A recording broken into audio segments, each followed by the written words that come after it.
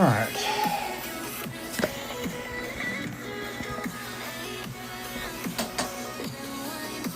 Better late than never, I guess.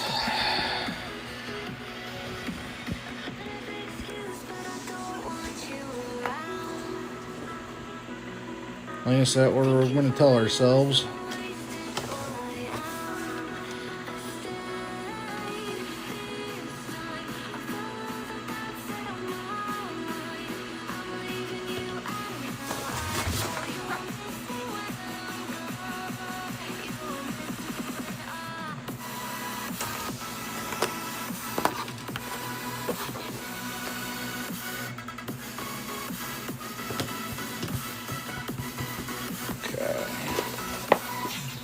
Still have some in here. Not really.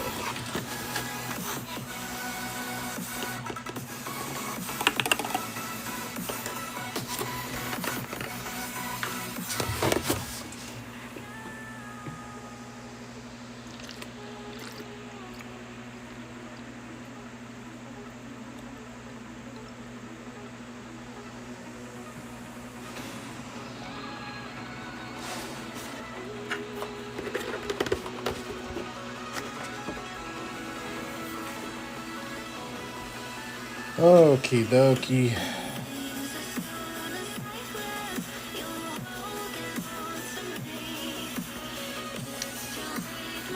Welcome in, welcome in. Thank you for joining. Hope you're having a great day or a great night so far.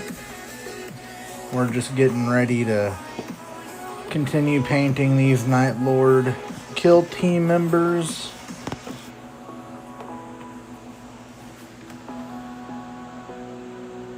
Gotta do a little bit of touch up on him. And then we gotta work on this guy as well. So I think what we're gonna do is get the pallets out.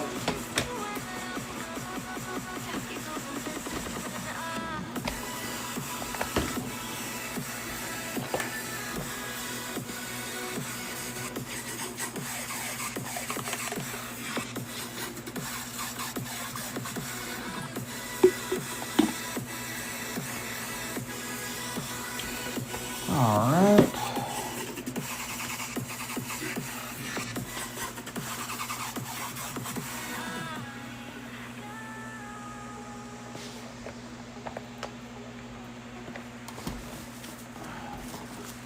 Grab me a straw for my drink.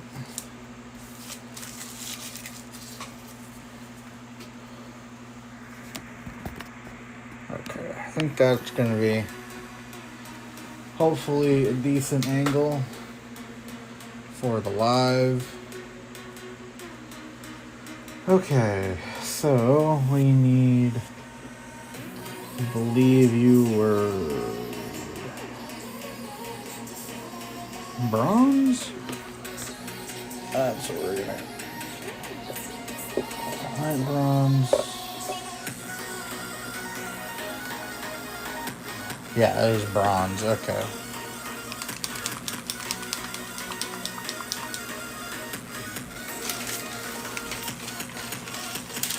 Okay.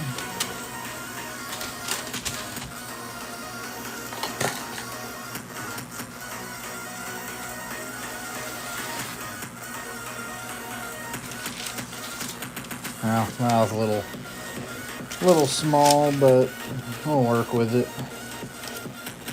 until we can't, and then we'll cut a bigger piece next time.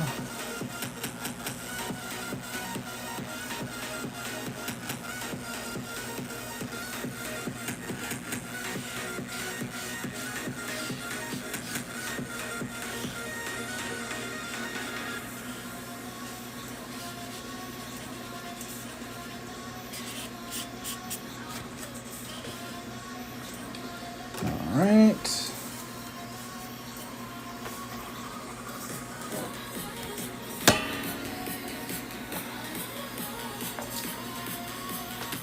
Get our weights on there.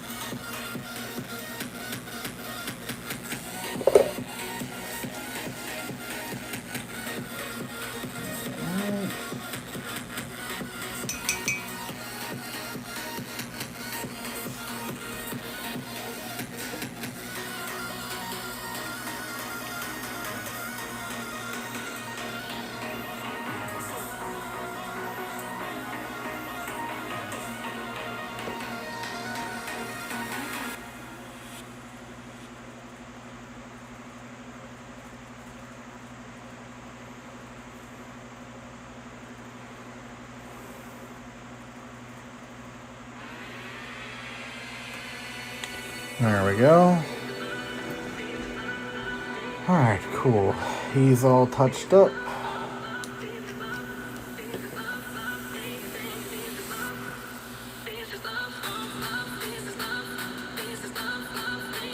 I think I will go ahead and make these little doodads also metallic.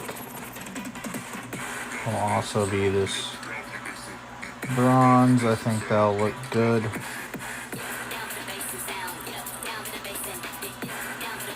You know, either that or it'll just look tacky. One of the two. One of the two.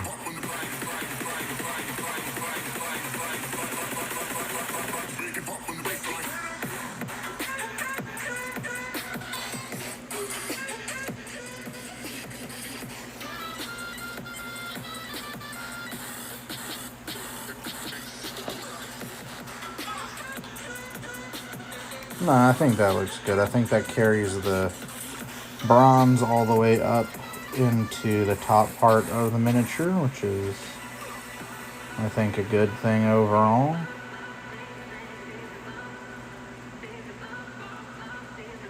Kind of helps bring the eye all the way up the miniature, I think.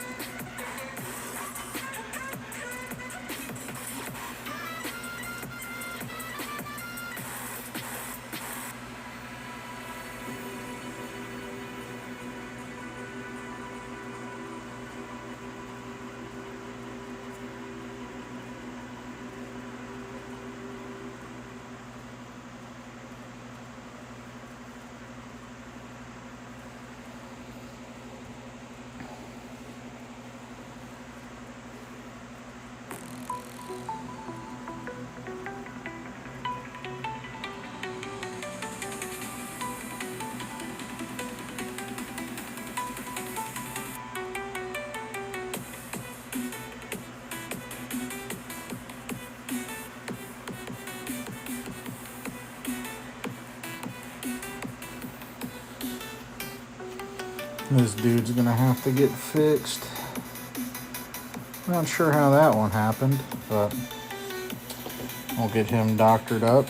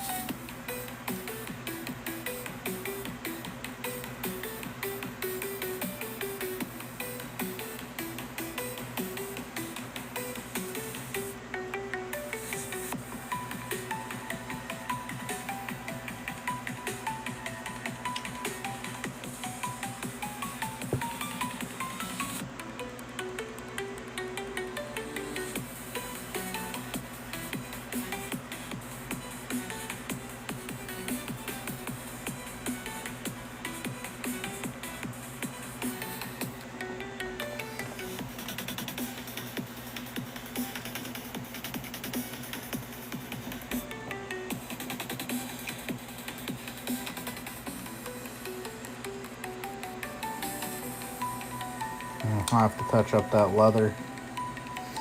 That's fine. What I'll probably do is make that a darker brown and then go back in and do some highlights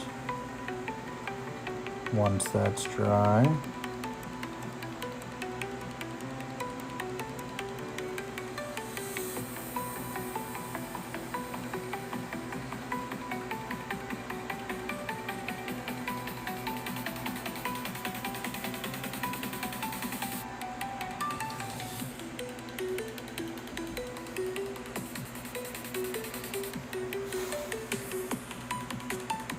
Oh well.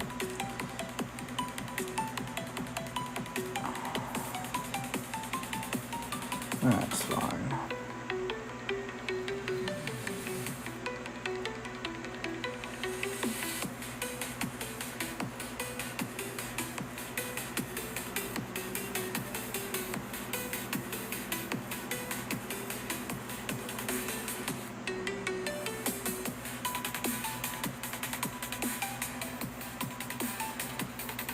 There we go.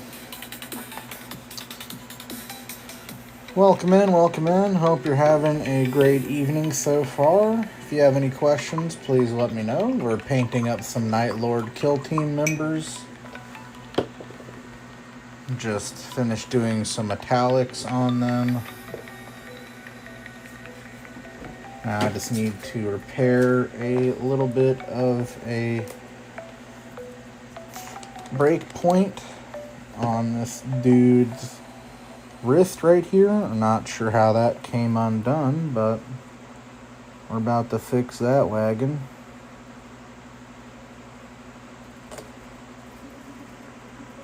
A bit of Tamiya on there.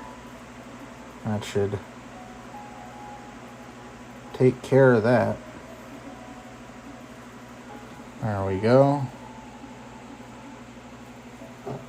Should be good now.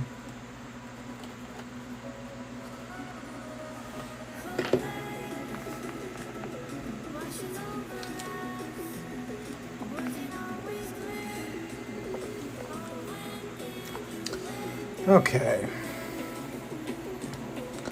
So I think I'm gonna get my dry brush.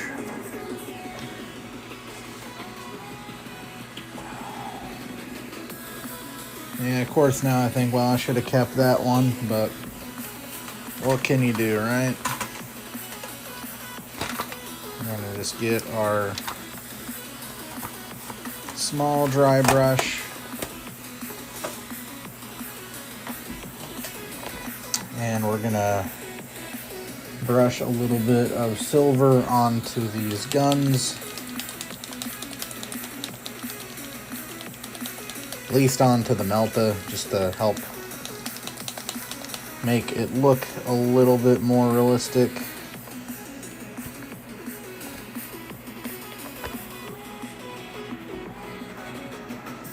Okay. So we're just gonna dab our dry brush a couple times. You want it moist but not wet. Get just a little bit on there. Rub it off real good. And we're just gonna hit this plasma.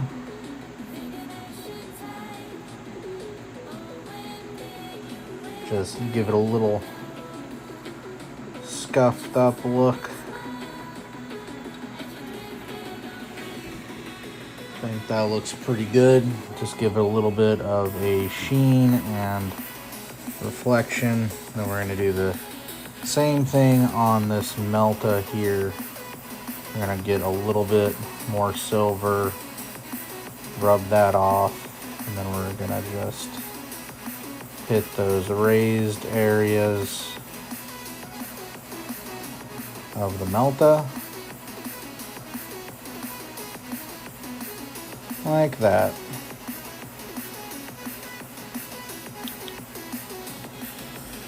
And I think that looks pretty good. Not actually silver, but just enough to kind of sell the effect that it's been through the ringer a little bit. It's not new pure metal, but it's been refinished a few times over the years, it looks like to me.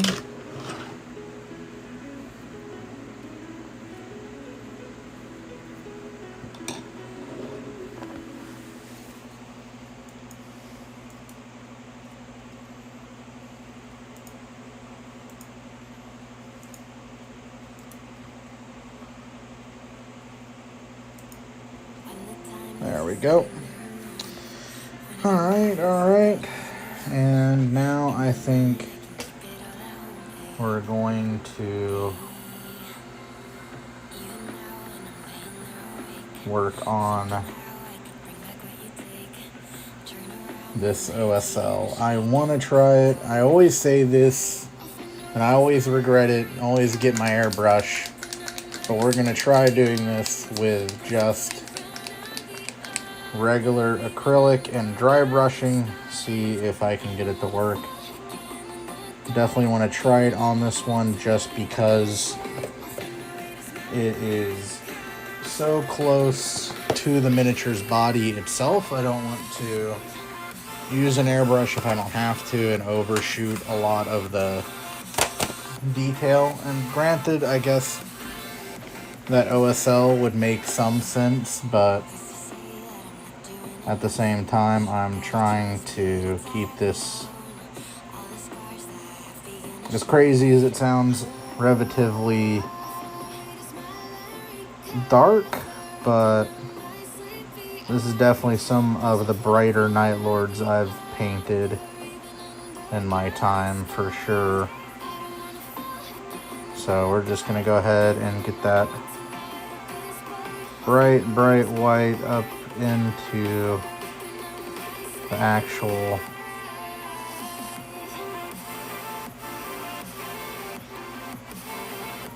coil area.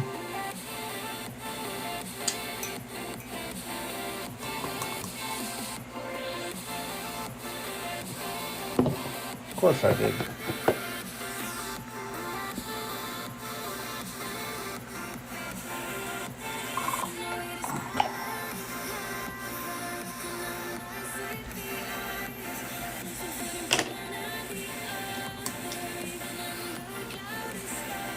Alright.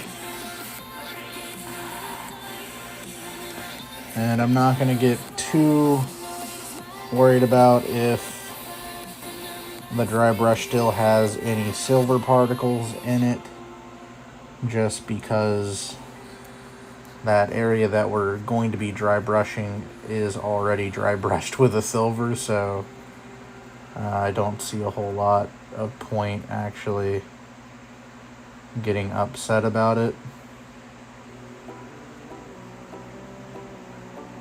So we're gonna just try to stipple that on there. I think is gonna be our best bet.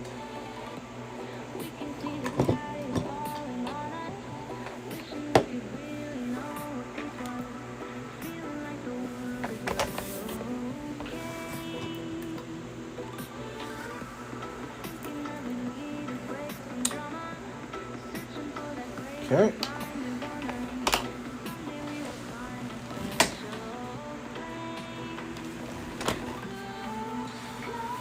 Well, I had a hunch that might happen eventually.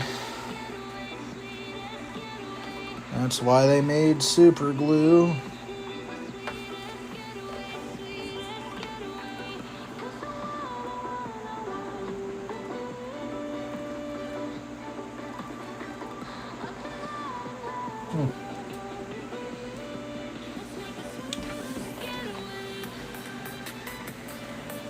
Alright, let's get us some super glue.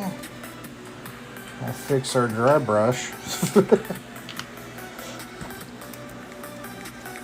Though this dry brush has been going for a very long time, so certainly can't be very mad that it's just now deciding to break, essentially.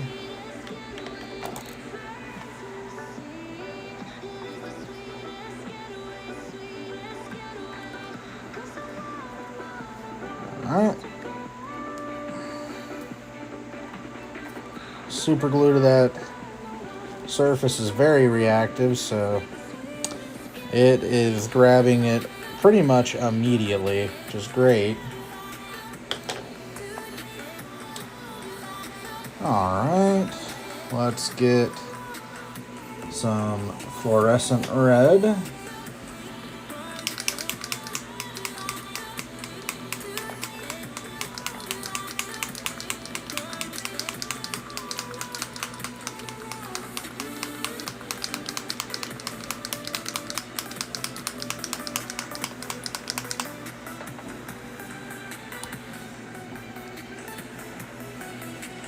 Get that onto the palette.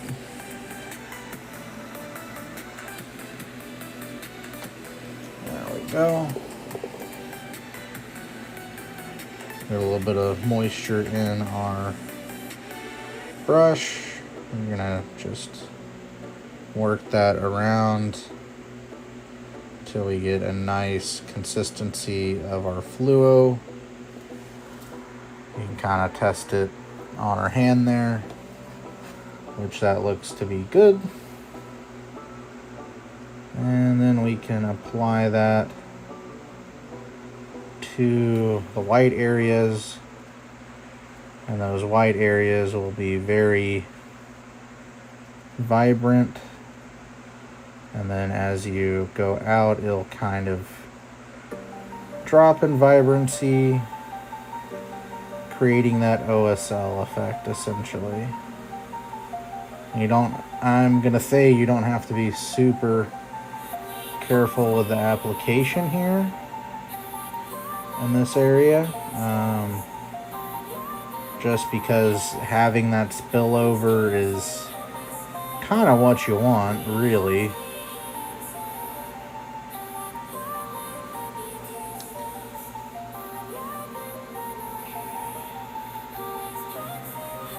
Get a little bit more on that end. And then we're gonna wait for that to dry.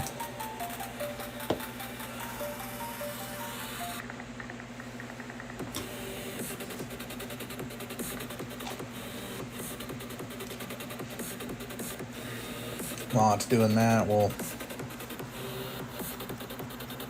go ahead and work on this dude's leather. Let's go dark for it. Get some mahogany.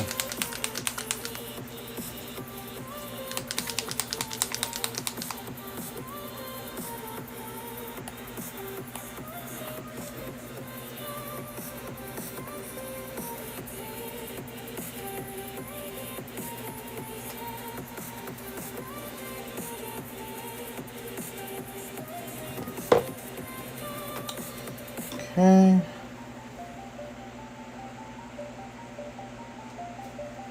We're gonna just use this mahogany to make this leather a much darker color compared to the straps, which we can leave as that darker, or that lighter color, I mean.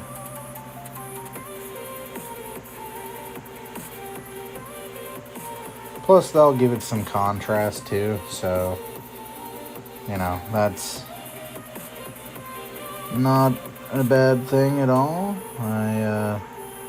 Whenever I did this leather originally, I was kind of working with colors I'd already had on my palette, and they apparently were a little old, since the original undertone of that blue really decided to bleed in or bleed through the top coat that I put.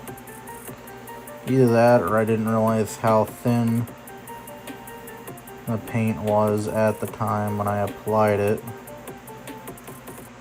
And I could definitely go back and apply a second layer, but I feel like that would just kind of make the whole thing read as kind of samey.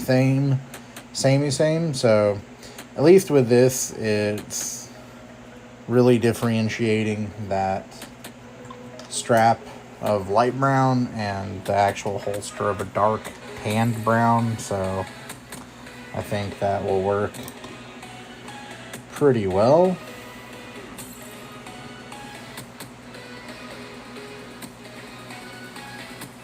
We're gonna get some metallics onto this dude.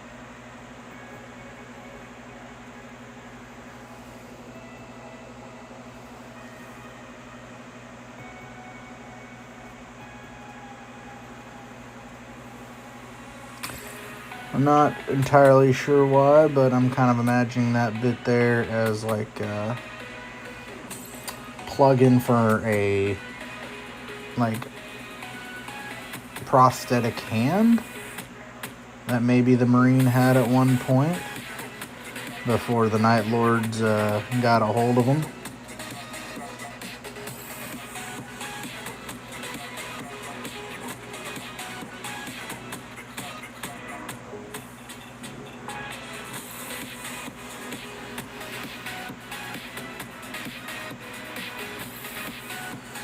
There we go. Got the metallics on him.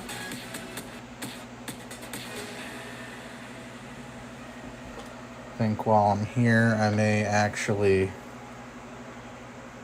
hit this area with a brighter silver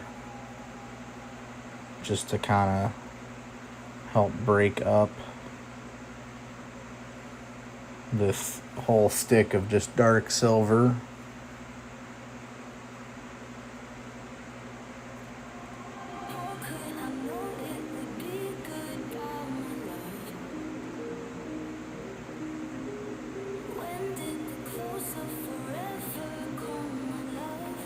And then we're gonna just kind of almost do a dry brushing, but we're just gonna try to hit the tops of those chains, essentially just to kind of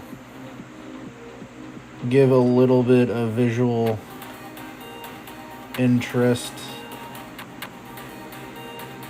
Like again, just kind of, it's seen some things. We don't want to coat the entire thing, but I think that gives it a little bit of just extra shine, extra visual interest, helps break things up.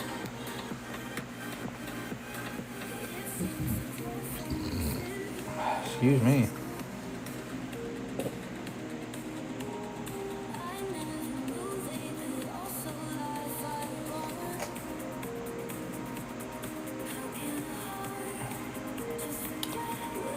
I will never understand why Marines have chainmail of all things, but whatever. It looks cool, I suppose. Just seems like an odd choice, you know? It's like I'm wearing 8 tons of ceramite battle plate, but the thing that's gonna really help me is some chainmail. So let me put some chainmail on underneath my tank armor, essentially.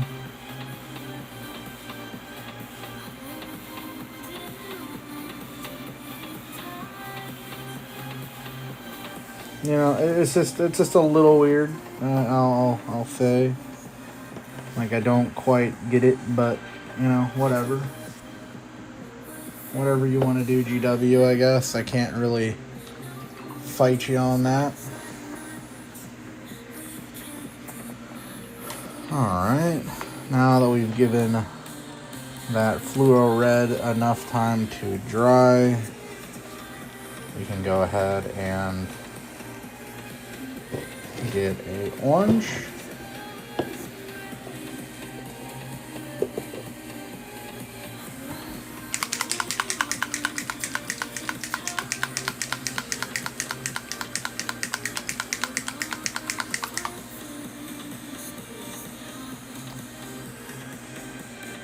Get it all over our fingers.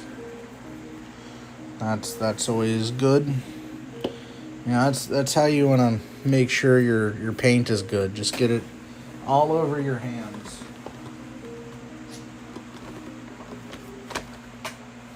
Damn it.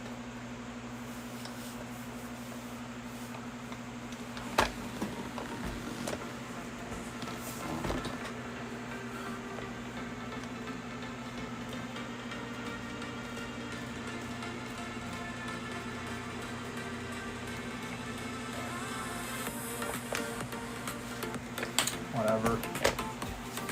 Shirt was on the way out anyway. Hey, welcome in. Hope you're having a great night. If you have any questions, feel free to ask. We're just hanging out, painting some Night Lords.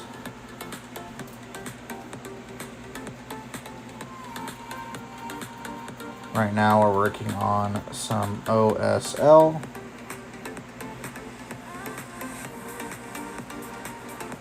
And I'm just going to be stippling this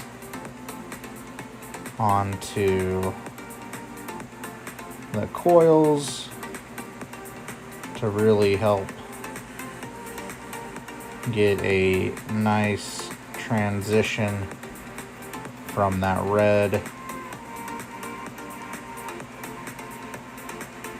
up to this orange. We'll let some of that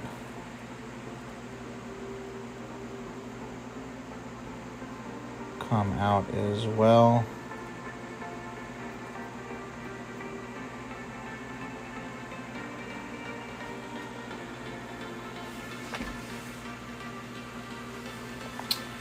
And then what we can do is I overshot it a little bit, I see.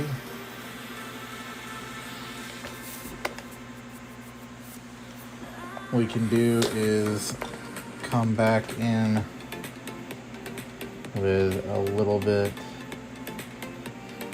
of really watered down white. Like that, I think that'll be good. Just kind of come back in here.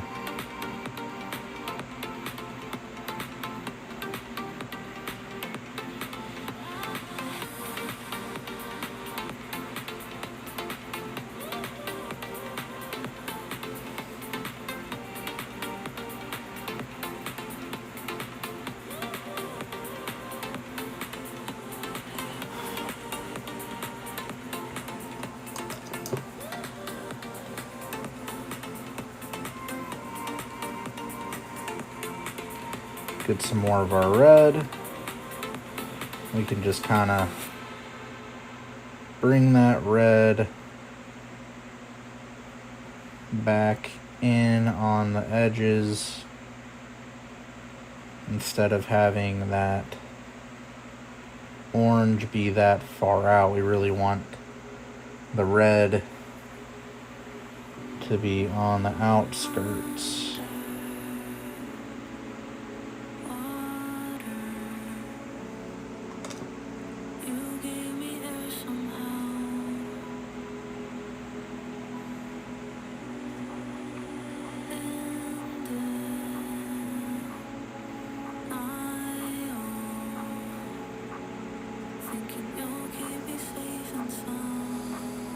And then we can come in with our pure orange and highlight up around the center.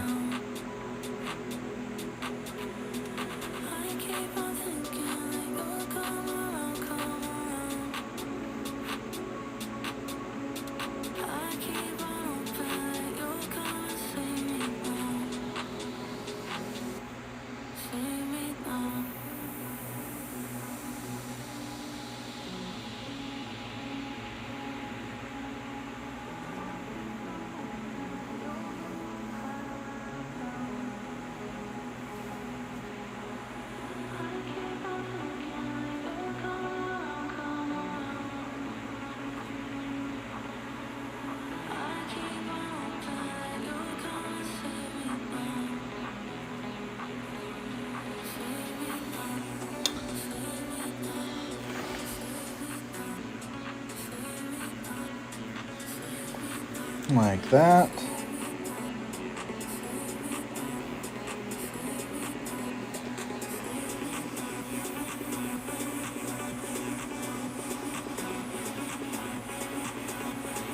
Can add a little bit on the top there.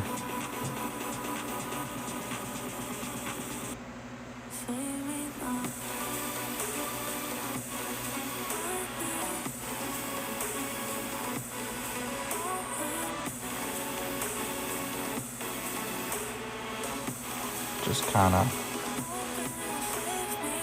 do our best to feather that out a little bit.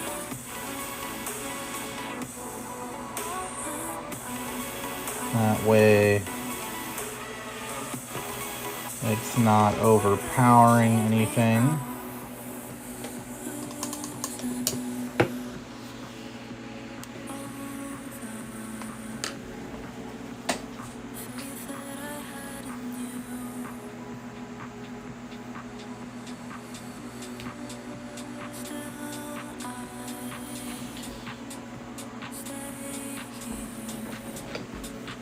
Okay, let that dry for a moment. While we're waiting on that, actually, we can add a little bit of orange to the barrel.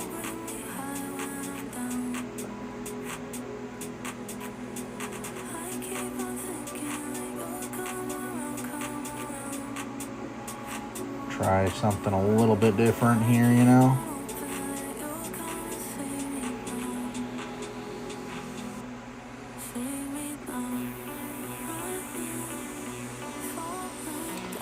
Just add a little bit more white.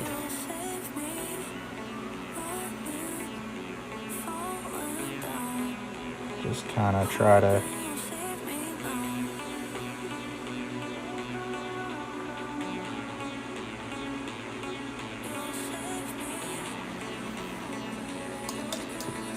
make progressively brighter spots in the barrel. That way, yeah, I kind of like that. That way it actually looks like it's ready to go. It's primed and ready. And then what we can do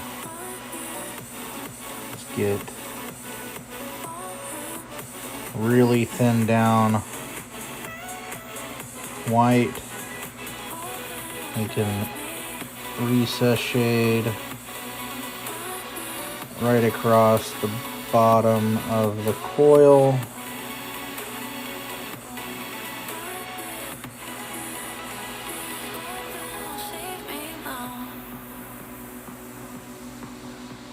And that way it'll really look like it's glowing. We can do the top edge as well to help with that effect.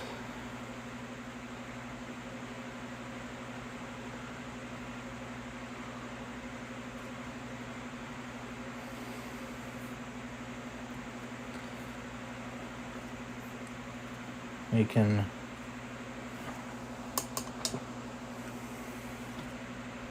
do our best to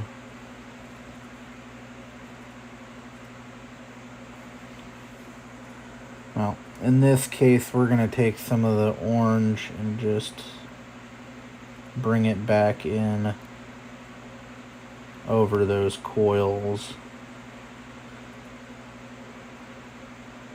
Since I overshot that just a little bit, there we go.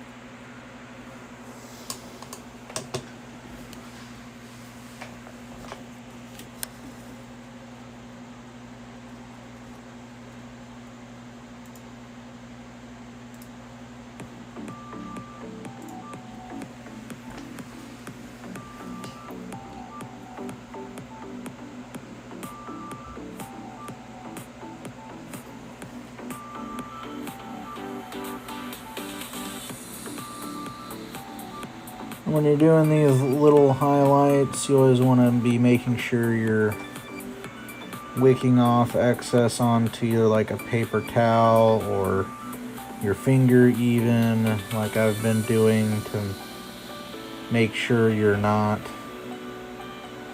overloading your brush before you actually touch the miniature.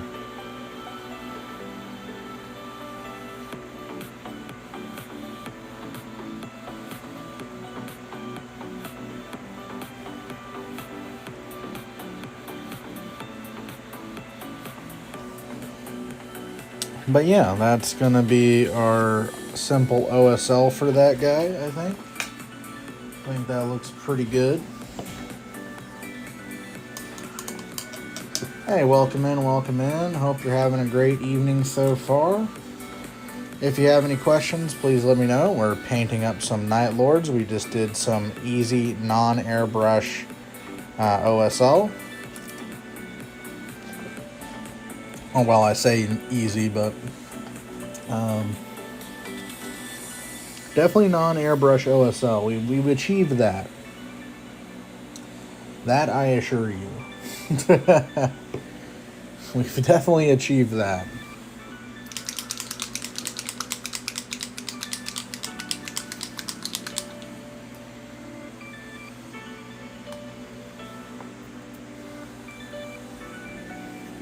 We're gonna just get, well, we didn't need that much, but we got that much. We're gonna take some khaki.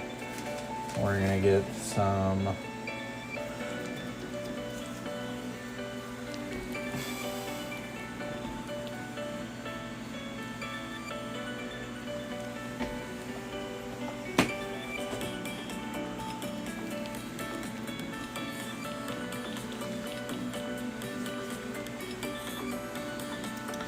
some basic skin tone on our palette as well.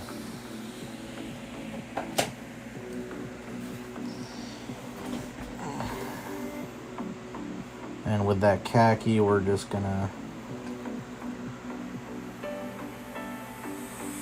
get in on here, which is gonna be probably nearly impossible for y'all to see, but I'm just hitting this skull in this helmet right here.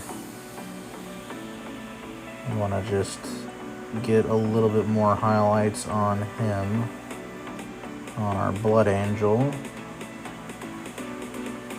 You want to make sure all your Blood Angel skulls are always highlighted and battle ready when your heretics take them out of the closet. No one likes a dirty Blood Angel skull.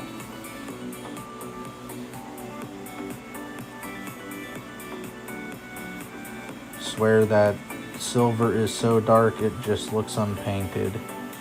So we're gonna hit that with a bright silver just to make it stand out a little bit more.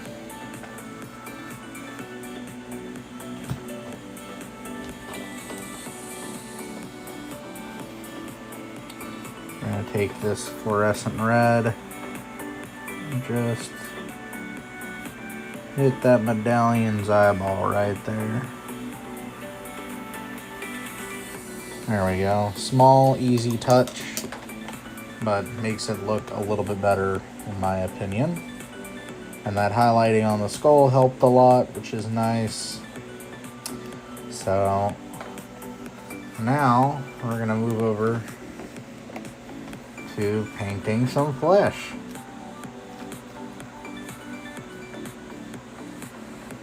On this guy, I get a little bit of this flesh tone and a little bit of white, because whatever this guy was, he's no longer, and a lot of blood has been probably drained out of this dude. So makes sense on some of these upper extremities he would have a little bit of paler skin.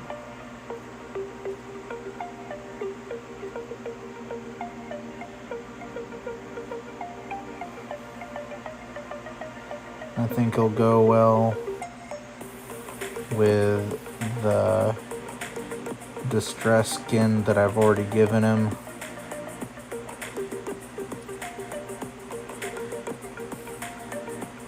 Just give him a little bit here and there.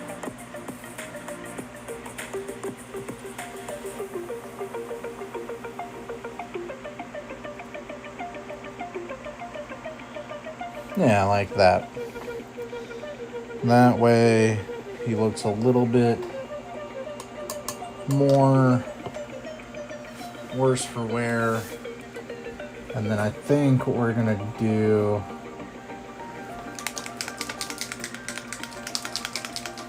we're gonna make those hanging bit his intestines. So I'm gonna get a hot pink. Should have a dark magenta. You know what? Dark plum would be good, I think.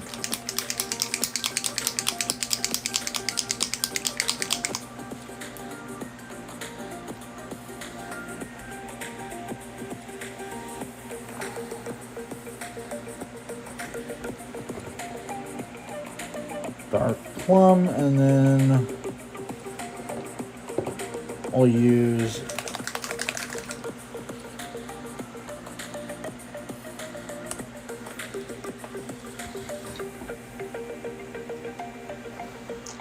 a bit of magenta as well. Alright. So we'll start with that dark plum.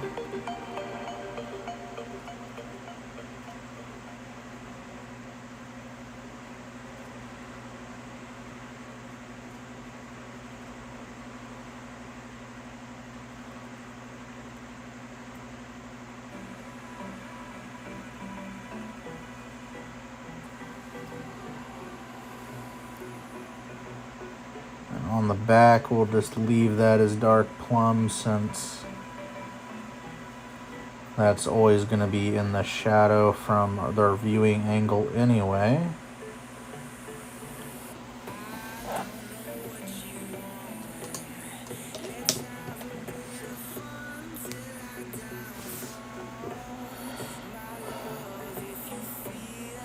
I think what we're going to do as well, I like the idea of, is take some of that dark plum. There we go, get it nice and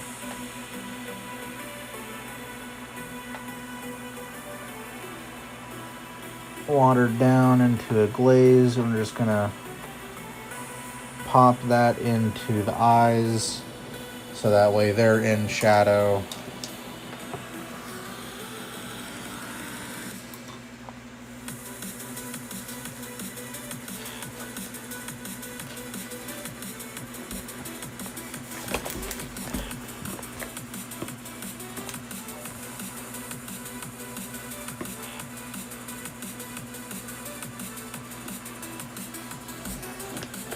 Okay, now we're gonna take a bit of that dark hot pink.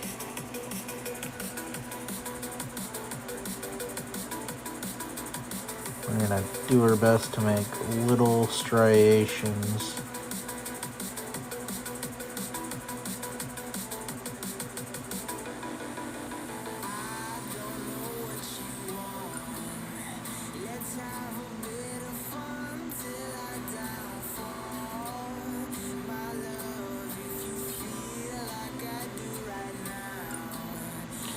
We'll leave some of that dark plum on there.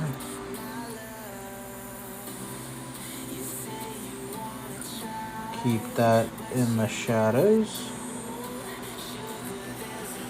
like that.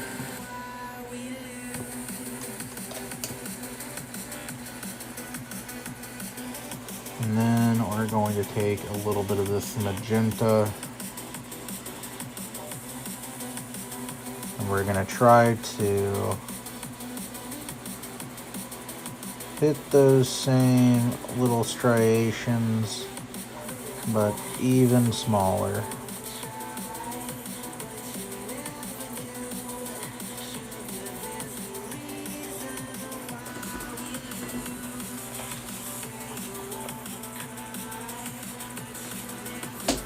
Okay, after looking at it outside of my painting lights, I think we are going to step up into AK's Intense Pink.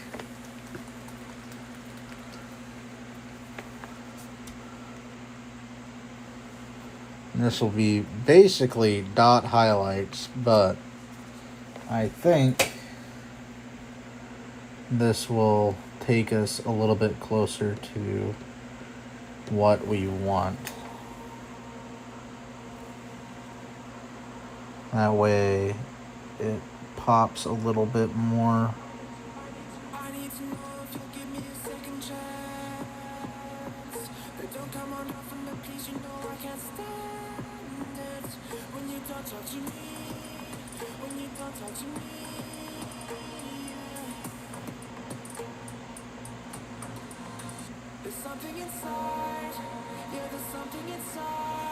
There we go.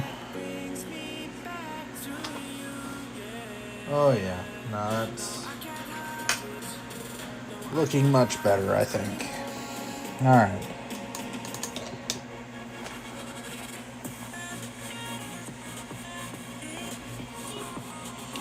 And then I'm going to just use this flesh to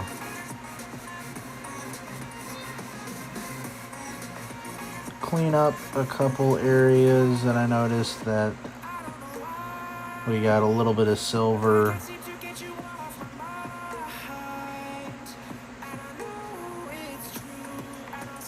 That should be good. He's one little gross looking boy. Alright. Let me check all my dudes. Okay, did your skin. You're done. Ah, you. I knew I was forgetting somebody. I knew I was forgetting somebody. We're going to take a little bit of that pink, actually. And a little bit of that dark hot pink.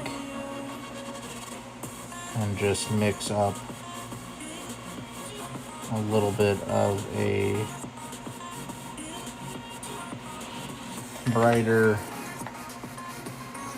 skin tone there that we can use as a edge highlight for our skin pieces here.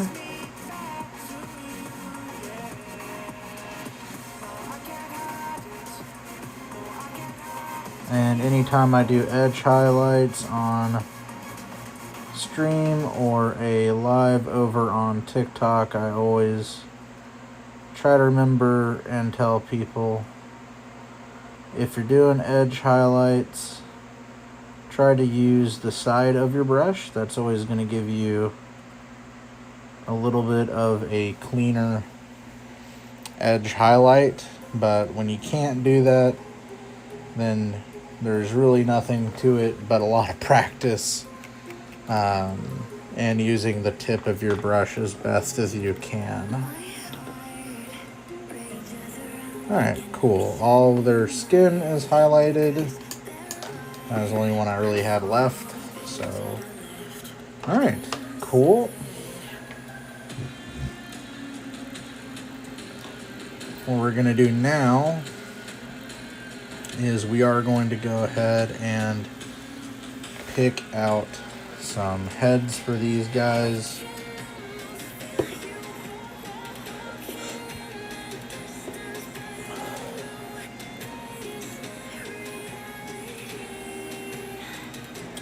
That way we can go ahead and get them airbrushed up. Maybe even attached tonight if we're lucky. So, I gotta find my sprue.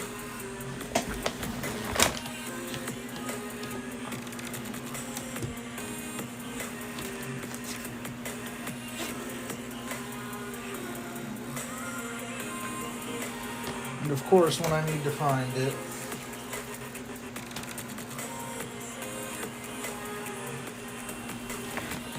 that is of course when I can't.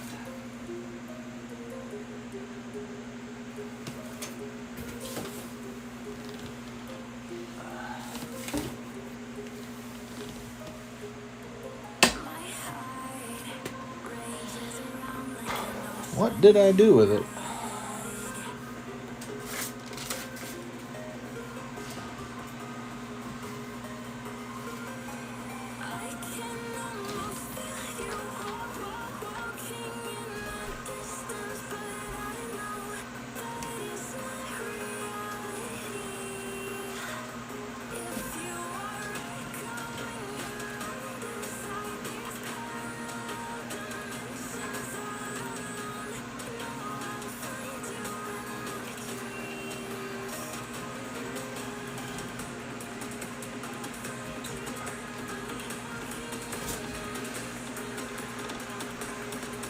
Found it.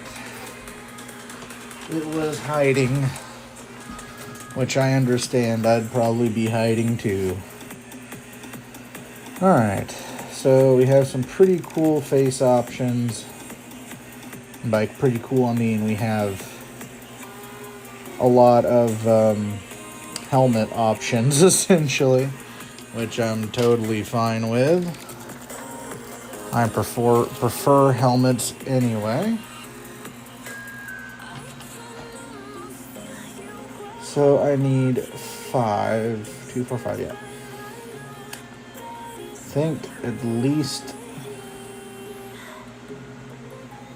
for one, we want this cool hood one. I think that one looks particularly nice.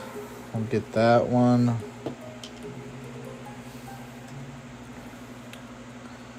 And then we'll get you.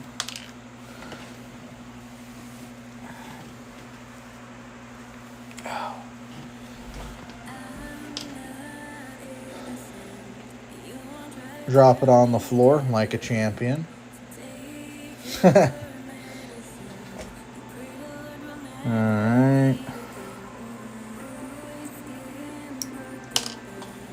Okay, so that's 3.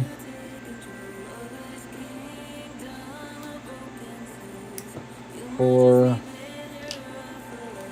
And 5. Alright. Make sure we don't have any particularly egregious mold lines. Doesn't look like we do. I'll just clean up the nibs that you always get after clipping.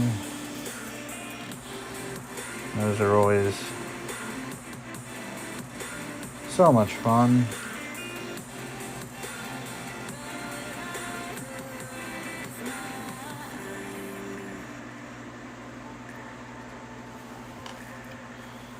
While we do this, try not to cut my finger. Though, as long as you're careful and you're applying even pressure, you should be fine. Just always want to be careful. There we go.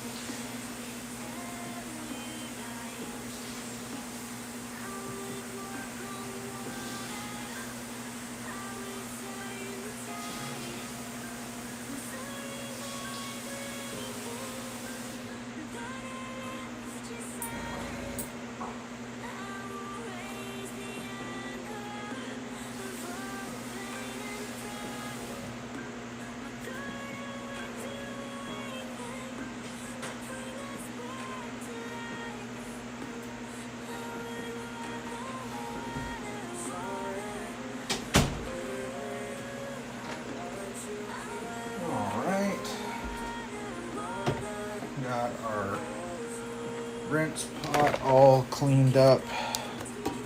Well, not cleaned up, but at least cleaned out. Or emptied out, I guess I should say more accurately.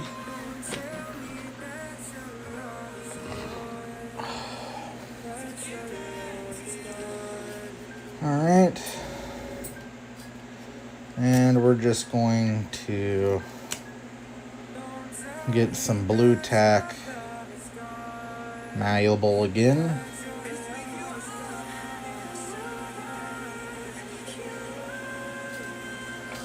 Just gonna split this one into two actually.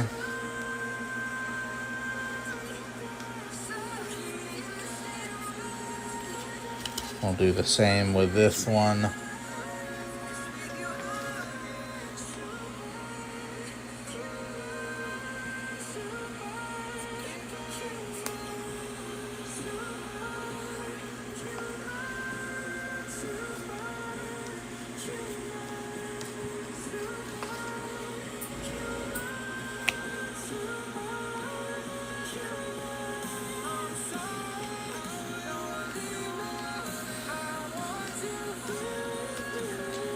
There we go. Got our blue tack ready. Just gonna pop these heads on there. We don't want them real deep, but we want them on there well enough that they ain't gonna go nowhere when we actually start hitting them with primer and paint. So it'll look something like that.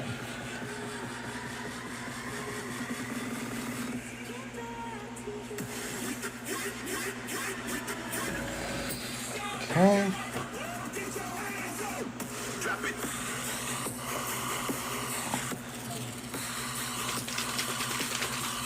I'm gonna get our primer, give it a little shake. We're gonna move our wet palette over to here, off screen. So that way we can move all of our miniatures off to the side. That way we're not accidentally catching them with any primer or stuff.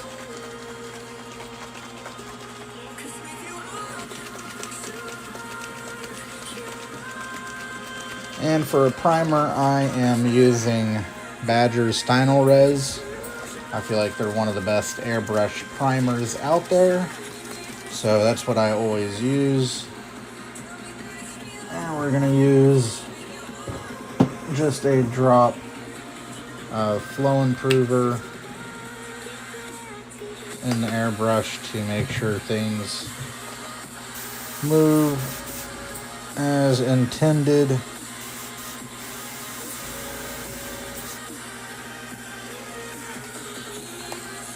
If you overshoot a drop, you can always just take a little bit out by spraying it. And then we're going to take our mixing cap and just make sure it's well mixed.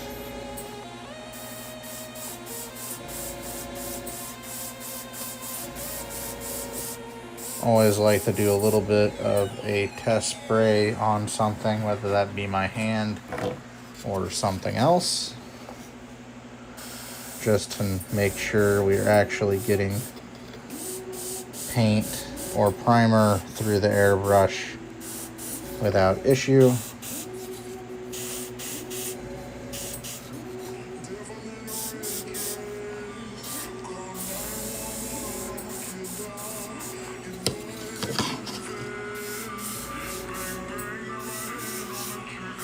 And this way, it's nice to do priming simply because it's not quite like batch priming, but you're not having to like do each head individually kind of thing. I mean, I guess you are, but not really.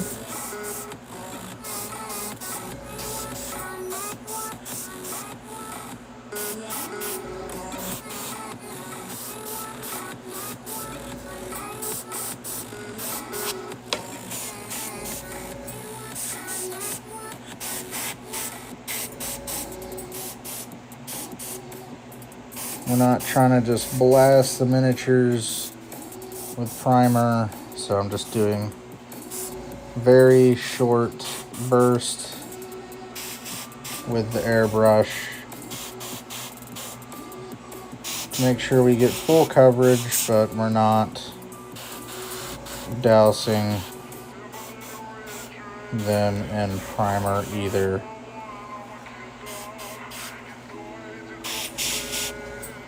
On rounded stuff like the hood, we kind of have to be a little bit more careful.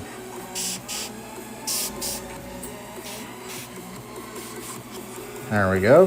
That should be everyone primed. And we can go ahead and let that dry while we're cleaning our airbrush for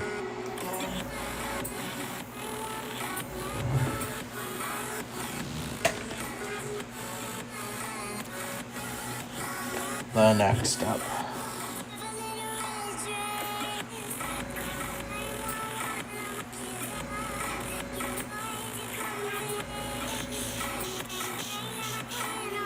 There we go. And if you don't have one of these airbrush cleaning pots, highly recommend. They're super handy.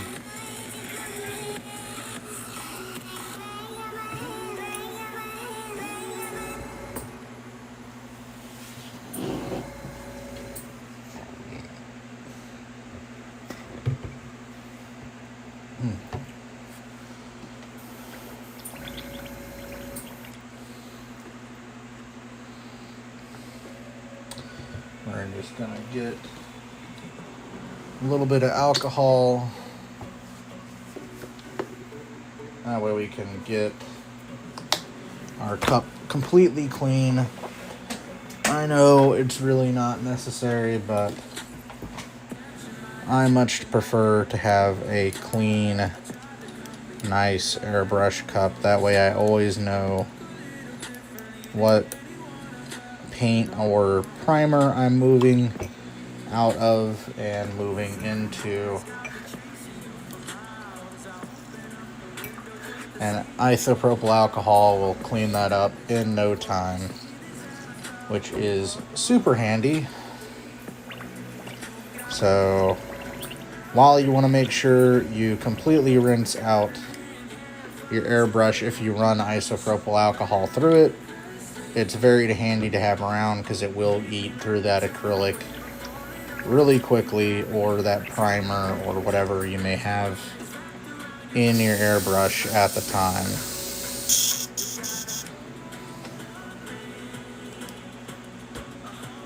And then I usually run just a couple small potfuls of water through, just to make sure we avoid any clogs and we know we're coming out clean.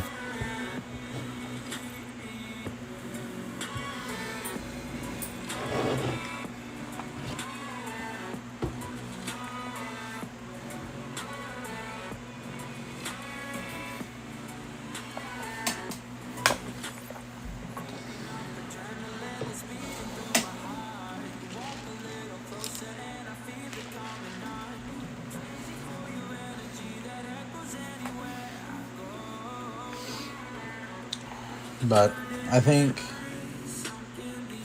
for what it is, I think that OSL came out really good. I think that's one of my best non-airbrush OSLs. So I'm pretty excited about that.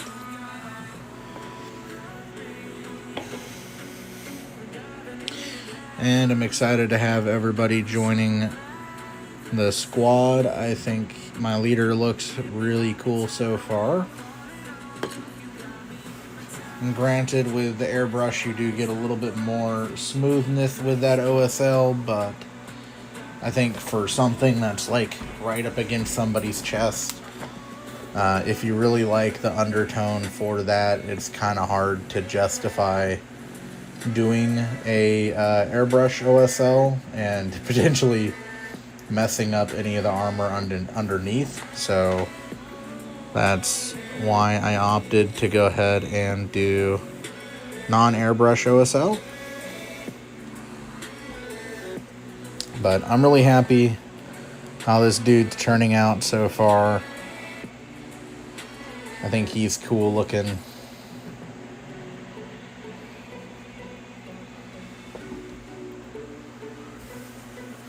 Poor Blood Angels. I always put them on bases and stuff. I think I've done a couple Imperial Fists, but mostly it's been Blood Angels, though. And these are almost done drying, so that's cool. I really do like how quickly Stynal Res will dry if given a chance.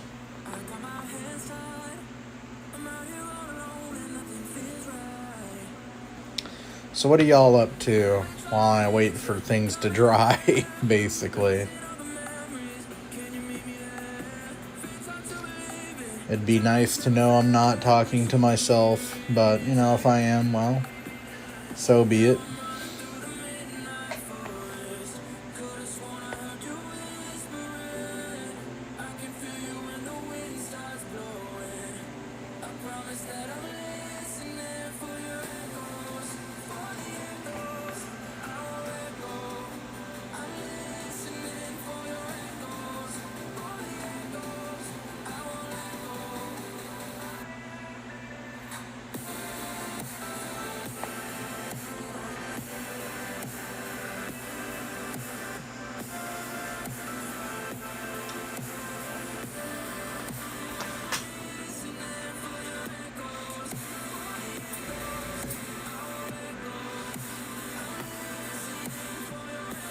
Hey, welcome in, welcome in. Hope you're having a great evening so far. If it's your first time joining us, we are painting some Warhammer. Right now we're working on a Nemesis Claw set for my Night Lords. So right now we're waiting on some primed heads to be ready for their next layer of paint. And we're just almost there, I can tell. If you have any questions, feel free to ask, or if you just want to hang out, that's perfectly fine as well.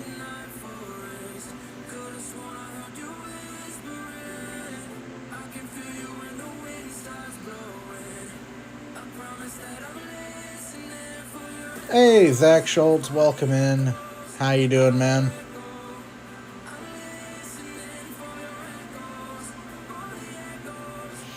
Appreciate you showing up tonight. Always good to have someone to talk to.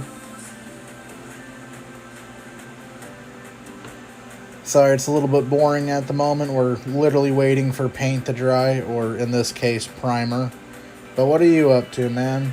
And by the way, hopefully my fan in the background is not too loud. I have to have it on right now, so... If you can hear it, I apologize, but hopefully it's not too bad. Getting back into the hobby after 7 years. Oh, hell yeah, dude. What armies you picking up to start out with again? Okay, cool.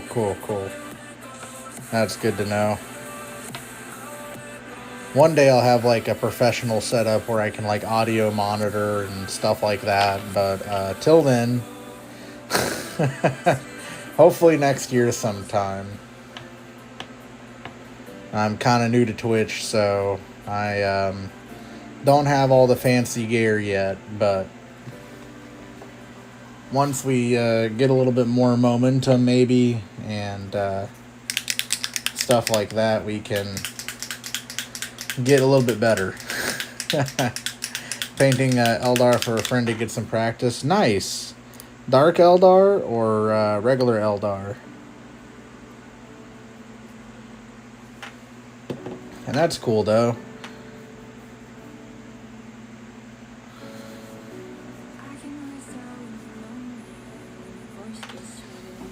Eldar, pretty neat. I just did a kill team for a art trade, which was pretty fun.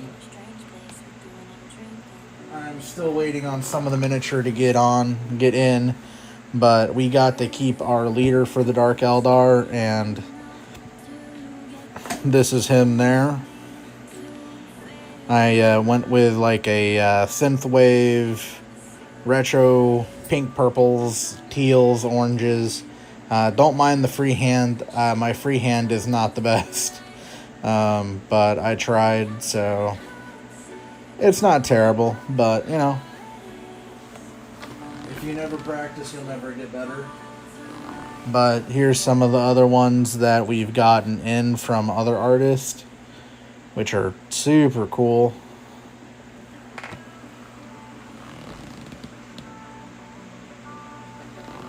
I think this one's particularly cool. Got like the ice crystals and the really vibrant pink armor. I think they did a really cool job on that. I'm hyped to get the rest of the kill team in. So, really excited for the rest of the art trade. I'm sure you don't know what I'm talking about, but if you want to know, I have videos about it on my TikTok and Instagram. Both are linked to my Twitch profile. Go check it out if you want to check it out at all. Working on Fire Dragons? Hell yeah, dude. Yeah, I'm sure. They look cool, though. They look really, really cool. Hopefully, they're not too much of a pain. Yeah, Dark Eldar are pretty cool. They got a lot of angles to them, like more than you would think. I would never have guessed they'd have that many angles until you actually start painting them. And then you're like, man, I gotta actually edge highlight these guys. And you find out just how many angles they have. But I had a lot of fun. It's really cool. It was really cool to see everybody work and produce their own styles. So I'm just happy other people are happy with my work. You know, that's one thing I've been trying to work on a lot this last year, is just really trying to improve my painting, improve my own style, all that good stuff. Mainly because I started offering commissions, so I want to try to get as good as I can. So, you know, there's that. It looked fun to paint. Painted a few Dark Eldars back in the day. Hell yeah, dude. Trying to get the orange look like the box art. Oh, man. Box art is always such a pain in the butt, because I have found, and YouTubers have even talked about this, which is wild, is that the box art typically is not even really the box art. A lot of the times, especially if you go like look up their how-to videos from like back in the day from GW or Citadel, they'll be like, oh, use Fire Dragon Orange, and then, you know, paint everything in this color, and then do this, and then it'll look like this. Nope. Half of the time, it's going to be something else. Like they shaded with like a Lamitar yellow, or, you know, some weird shit like that. So, like half the time, what they're telling you on the box ain't even what's on the box, you know, or it is, but with extra steps. And that, when I learned that, that really blew my mind. I was like, you've got to be kidding me. And then I was back to square one with trying to learn how to paint. Luckily, I found other artists on TikTok initially and YouTube, and they've helped me a ton, either personally or just by watching their videos. I really enjoy watching like Vince Venturella. He's super technical, but his stuff is always so good.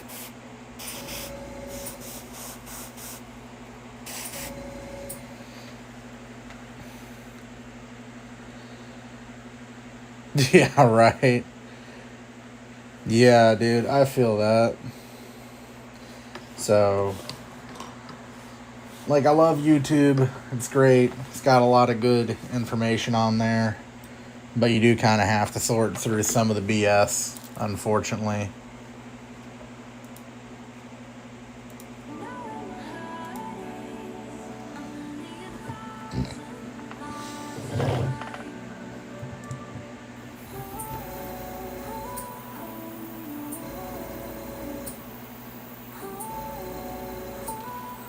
So I take it the Eldar is for your friend. Have you decided on an army for yourself, or are you just kind of getting back in the swing of things?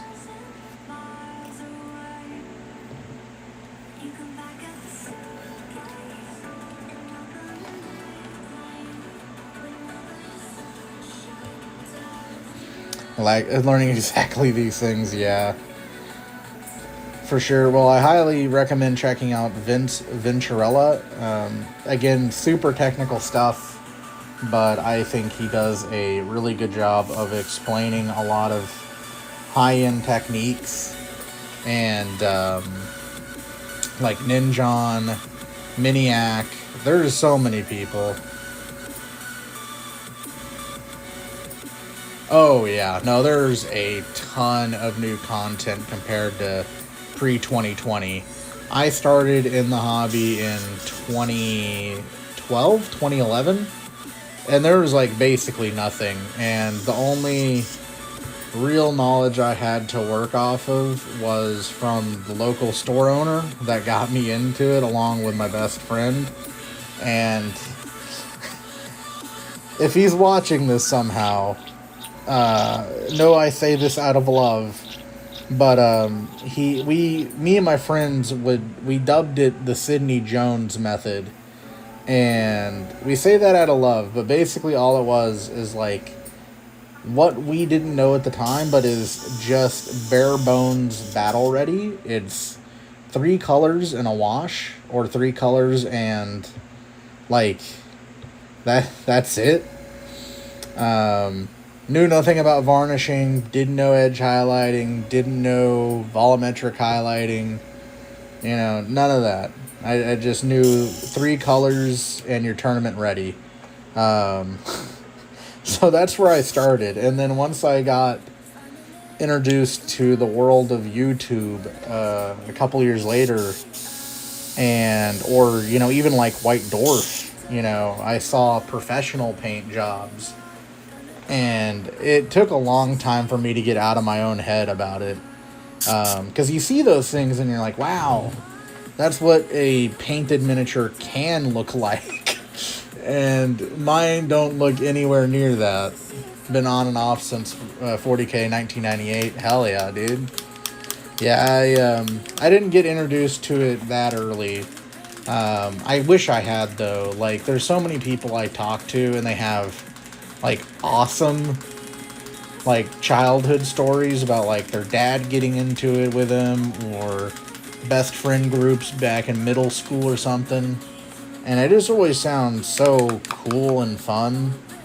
And granted, I guess I have something similar to that. We got into it right after high school, but by then you're basically an adult. Yeah, or should look like, yeah.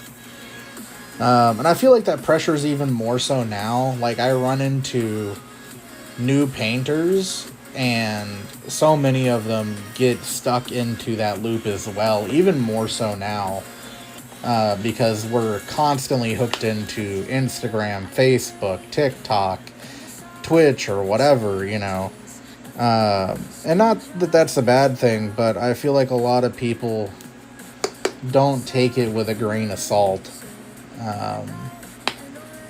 Because especially now, like, Photoshop exists. There's so many ways of making something look better than it is. And I'm not saying high-end paint jobs aren't what they say they are. A lot of them are, but there's also a few out there that definitely, play with the contrast or exposure whenever they're taking photos, or, whatever else.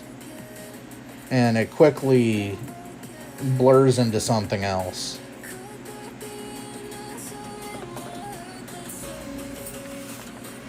Yeah, exactly. You know, and I love that. It's super cool. I love seeing everyone's work, but you know, I have to remind myself, you know, even now, it's like, well, maybe you can't paint that yet, but you know, if you keep working at it, one day, sure.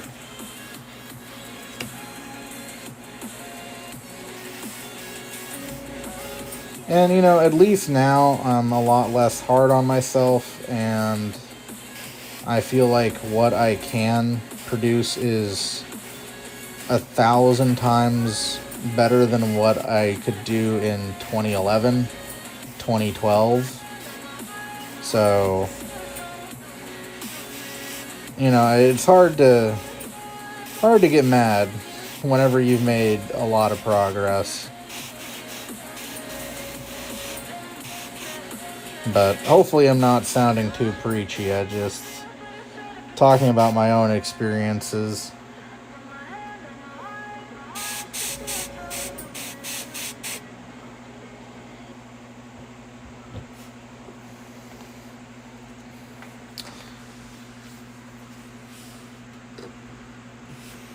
Light boxes and make the difference. Everything else, everything does, so it's easy to get into your own head. Yeah, absolutely. 100%.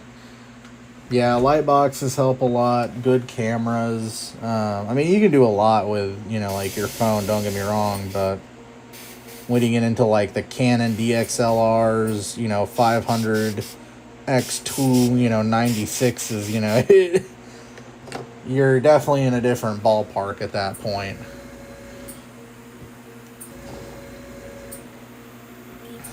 Right, yeah.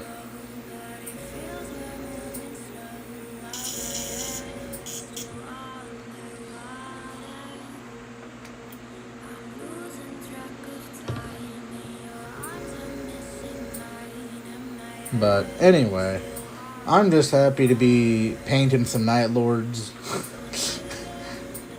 trolling for more commissions. Good times. Hey, Tainted, what's up, man? How you doing?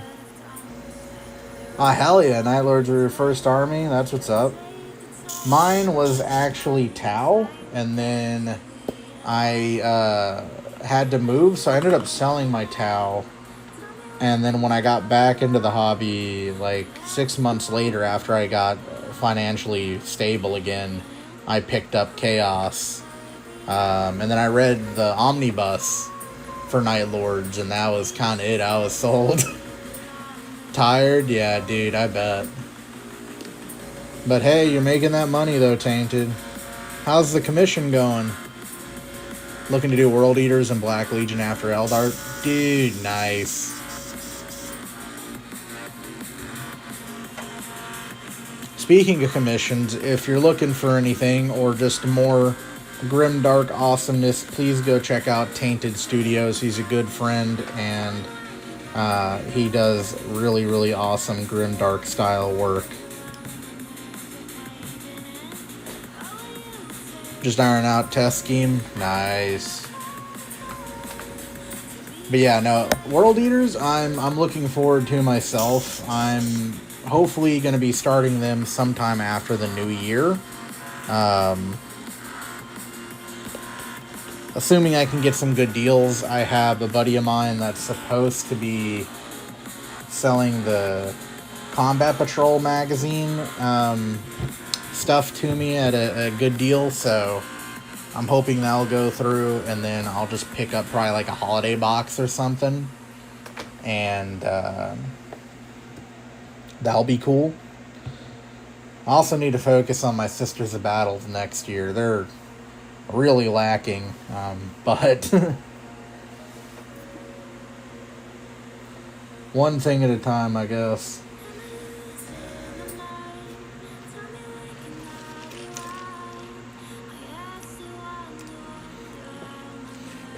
Oh, dude. Orange is rough. Orange has a very, very similar issue to yellow, where you really need a good undertone to work with it well. I would recommend a brown or like a red brown. But that's what I usually do if I want to do like straight orange. I'd probably lean into the red, orangey browns. Dark red undertone, yeah. Okay, yeah. I'd maybe cut the white down a little bit, but yeah. Oh, yeah, for sure. Yeah, sisters are cool. Oh, contrast? Oh, yeah. Contrast over that would work really well. Yeah, Tainted's got the right idea there. Sorry, I didn't catch the contrast bit. My bad. I'll eat the L on that one. Alright, move this out of the way. We're not going to need the airbrush for at least a few minutes. Thin contrast, yeah. Alright. Oh, that is... Okay, good. About to say, if I'm not getting distilled water, I'm going to be upset. I knew I should have cut a bigger piece. Oh well. You live, you learn. So you just getting home, Tainted, or what you doing? Hopefully you're not stuck at work for another like 12 hours.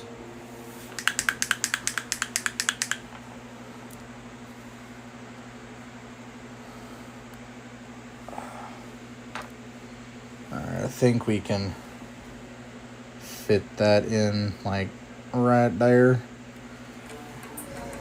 Man, my red is getting low, but that's okay. I'm almost done with it, which is fine. Where's my burnt red? Oh, there it is. Okay. Oh yeah, I did see you. Okay, hell yeah. How was Hobby Club, man? I always miss Wednesday night, and I'm always sad that I miss Wednesday night.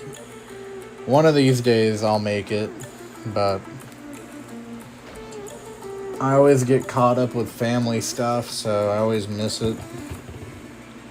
Which is frustrating, but what can you do, I guess?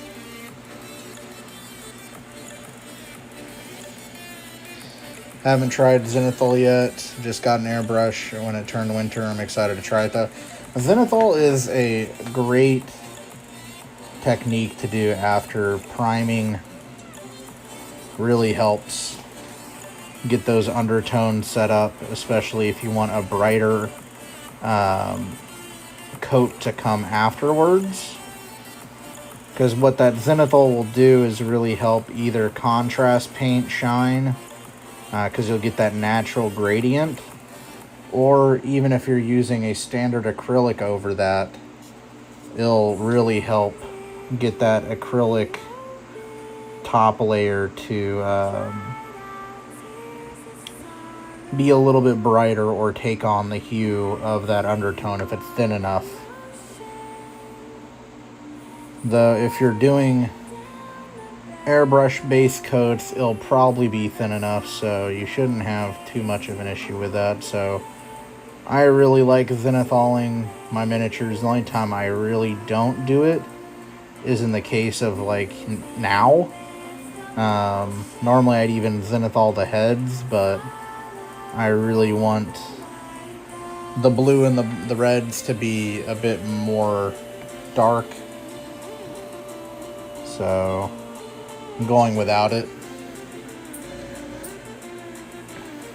Was decent. Okay, that's cool.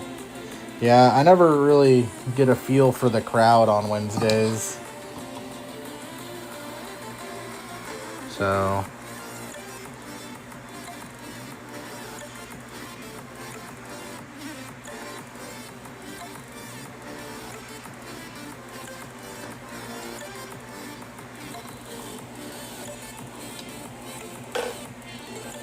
oh, okay, that's fine.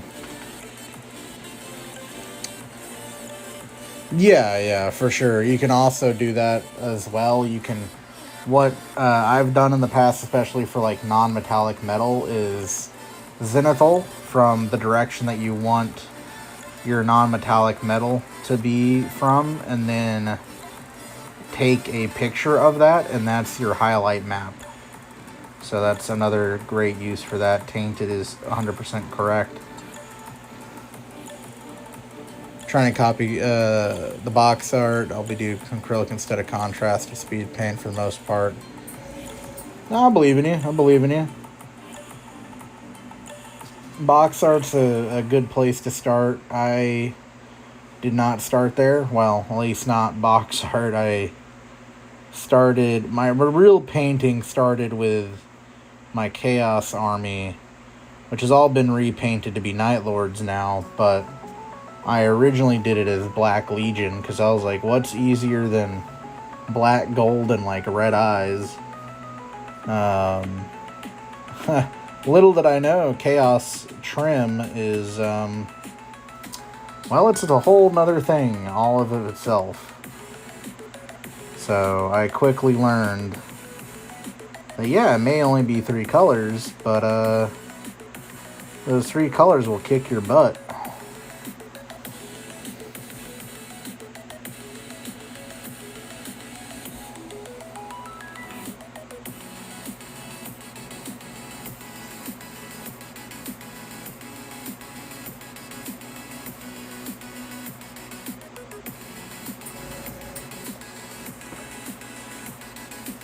I really need to get a smaller, like, stirring stick or something.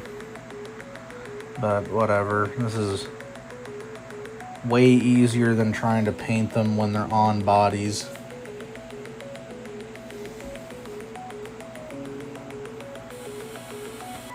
Speaking of airbrushing, since you just got an airbrush, I know I've said his name like a few times already, but go check out how to clean and change your airbrush paints by Vince Venturella. That video helped me so much when I started to airbrush, because I was clogging the thing like every 12 minutes, and that's probably a friendly guesstimation. It's probably more like every 2 minutes. And just through that one video alone, my airbrushing skills skyrocketed. So highly recommend checking his video out of how to clean your airbrush and how to switch colors. It's definitely a few years old. He's a little monotone, but the information is wacky good.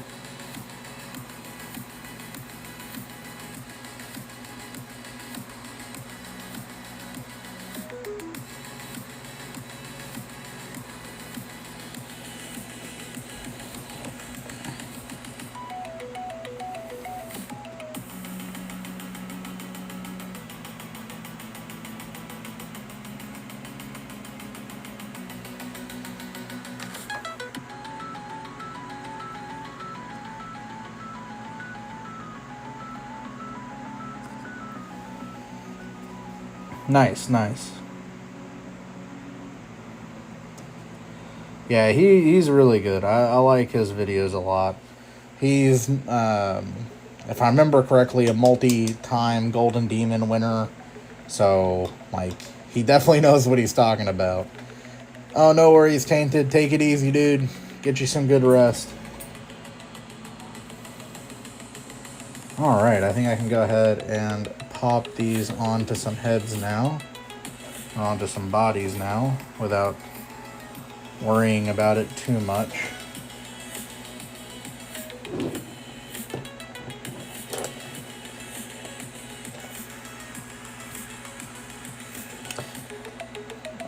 Oh, you know what? Before we do that, let me go ahead and scuff up the areas I'm going to be applying the plastic glue. Make sure we actually get a good adhesion. That was one thing I did not think about when I primed and started to base coat these. But at the time, I think I was still using super glue, which there's nothing wrong with super glue, but I have moved over to Tamiya thin cement.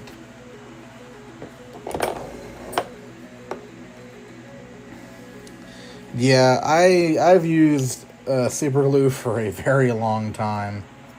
I've always been under the impression that the Tamiya had a very strong odor, which it kind of does. I'm not gonna lie to you, but it's not as bad as everyone made it out to be.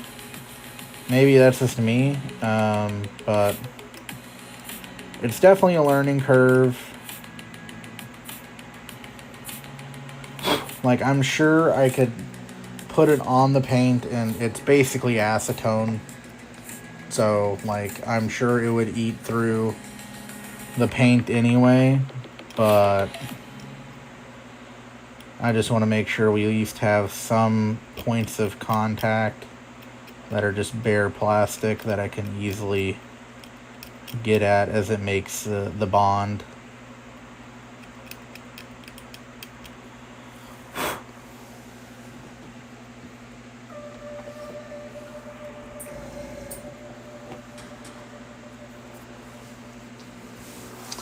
Yeah.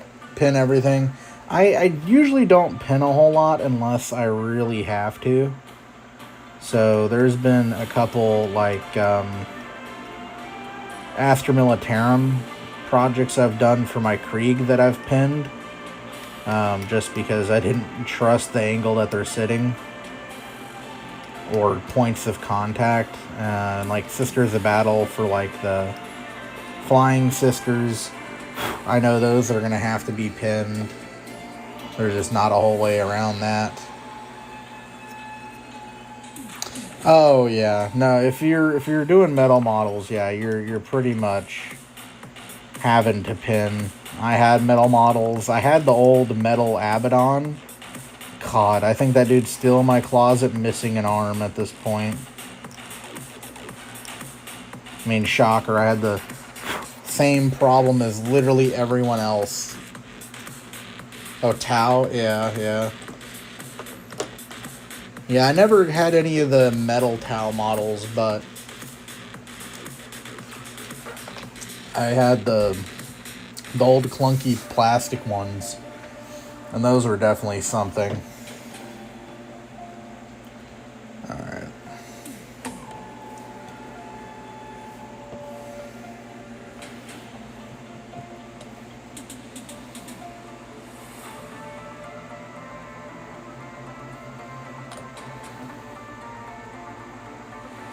Yeah, it's already eating that paint a little bit, which I'm not surprised at all by.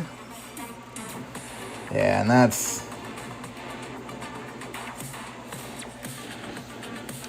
why I wanted to get them a little bit painted first. I knew once I got them on there, them shoulder pads were gonna make things a little bit more difficult. Oh. Stay in there.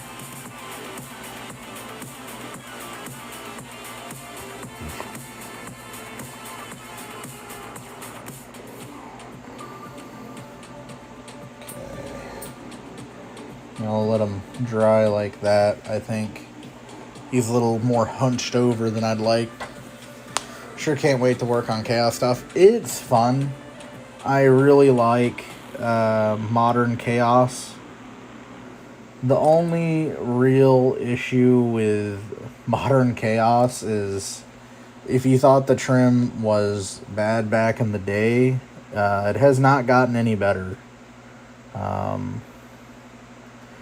Sad to say, I feel like it has gotten even more prevalent.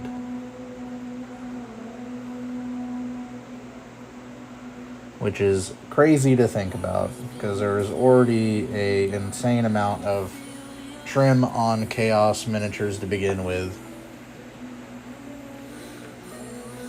Yeah, fair enough.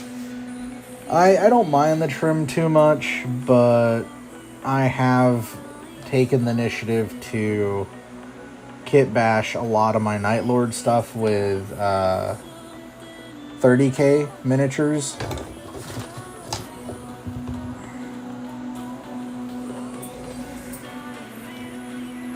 I quite like the aesthetic it gives them. Plus, after reading the omnibus, it just kind of fits for me.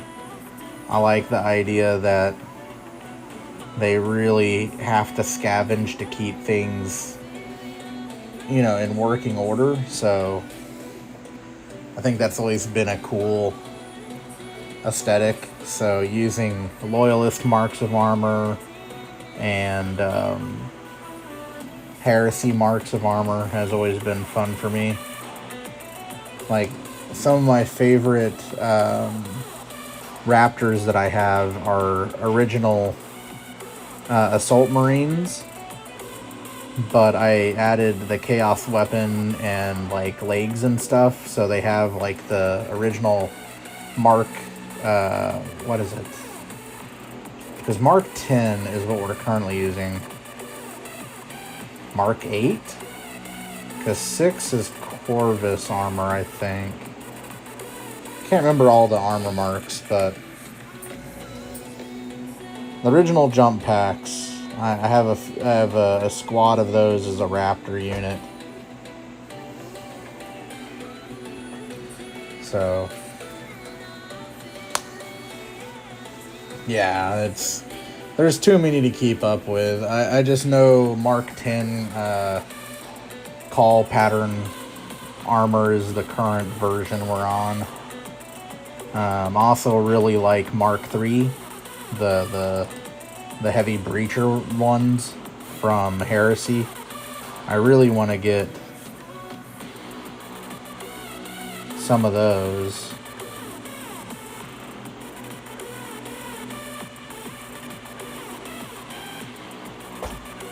I don't know what I'd kit bash them into, but maybe like Havocs or something? I'm not too sure.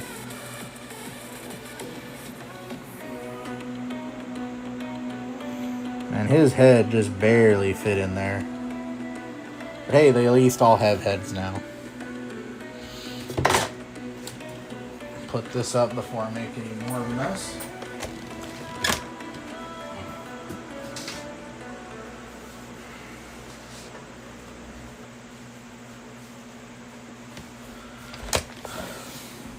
Because I could use more Havocs, but I definitely would want to kit bash them. Alright.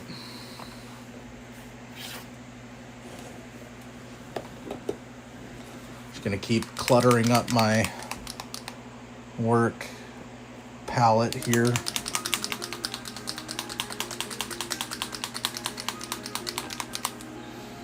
I know we're gonna want to do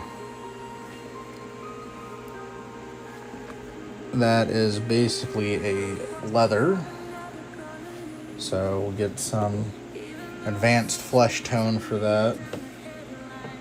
Close the Tamiya super. Okay, alright, I'm gonna save you a headache potentially, Zach. Do not keep this on the desk that you're working on near unfinished miniatures, because God forbid you ever knock this over. I did the other day, and I nearly ruined a building commission that I was doing. Luckily, it somehow came out okay, minus one backpack. But the guy didn't care about the backpack, thank God. I was like scrambling on eBay to find a replacement. I was so upset at myself. So never do that. Work on what you're working on and then move that shite over to somewhere else.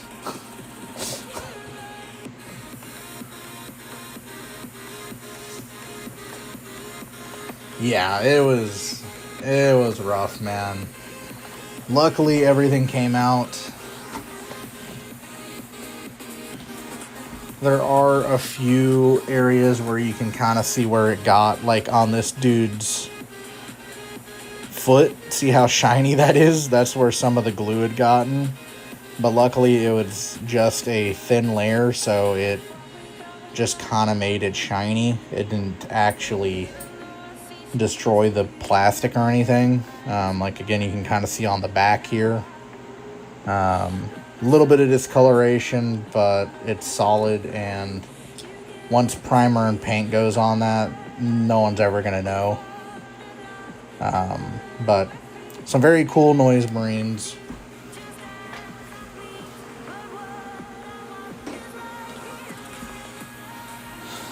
I'm just glad I didn't ruin them. Have a cat, gotta be vigilant. Well, I have a cat, but that wasn't even the problem. The problem with me, I was the cat.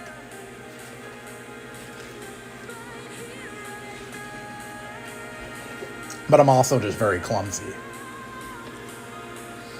Yeah, the new Noise Marine miniatures look incredible, man. They killed it. They did such a good job on the new Noise Marines.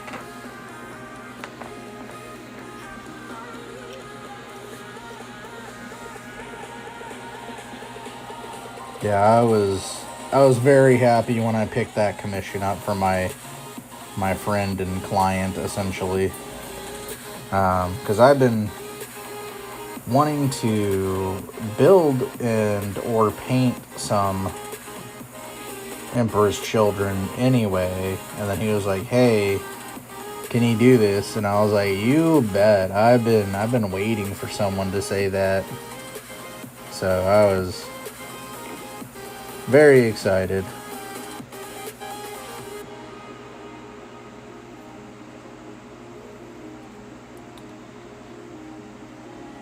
I don't know how much you watch Twitch or other media platforms, but I do Twitch every other Wednesday at least. Sometimes more if my week allows it. And then I'm also on TikTok and Instagram, so if you want to see any more of my projects or find me elsewhere, those would be the primary places to do so.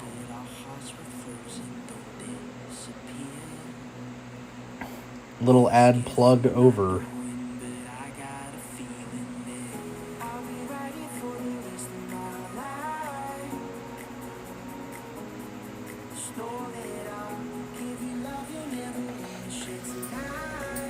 Cool. Sounds good. I appreciate it, dude. Yeah, I'm slowly pushing all my numbers up. TikTok right now has the most since that's where I started, but I'm slowly trying to grow my Twitch and Instagram audiences, because I'm hoping in the next year I can actually start to get fairly consistent commissions going. That would be quite nice.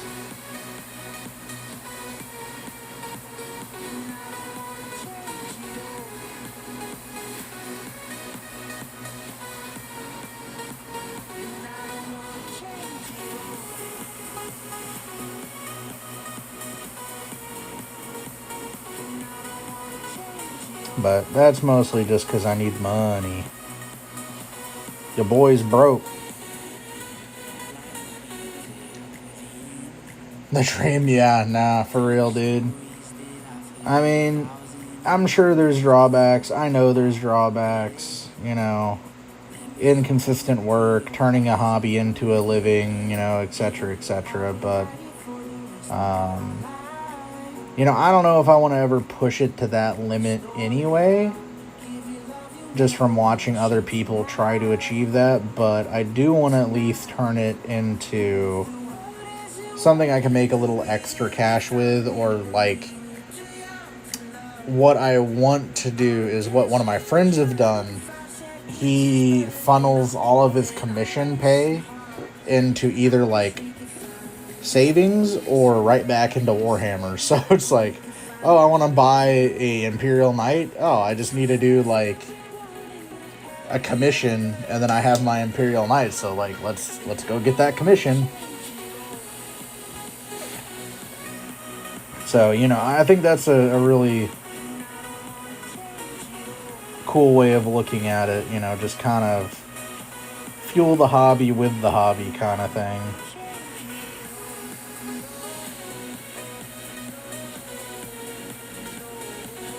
Oh yeah, for sure. For sure. Yeah, I've done a few. Definitely not as deep in as some other people I know. But I've enjoyed what I've done so far. I've done some Age of Sigmar stuff.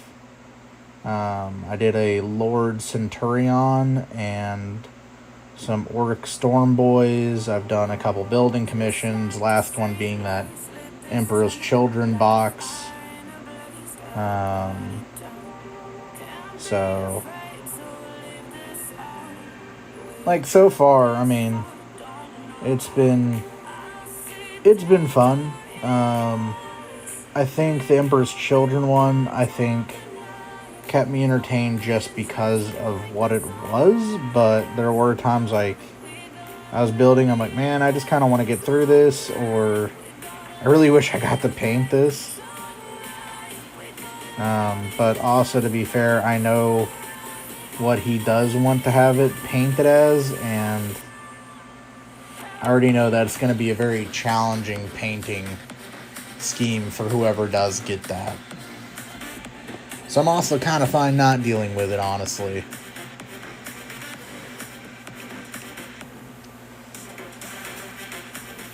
There you go, yeah.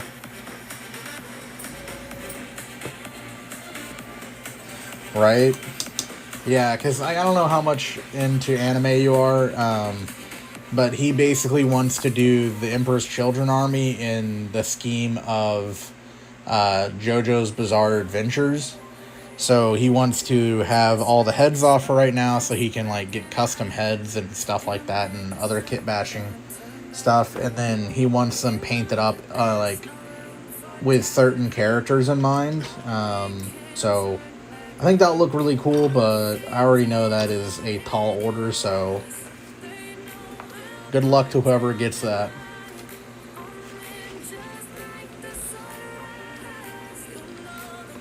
Yeah, fair enough. I don't know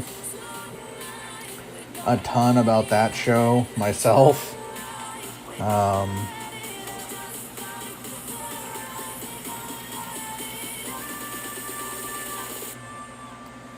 But he enjoys it, so whatever, you know, that's all that really matters.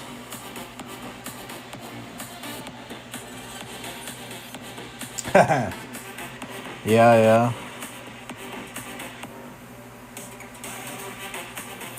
Plus, I'm excited to see the army when it's finally done.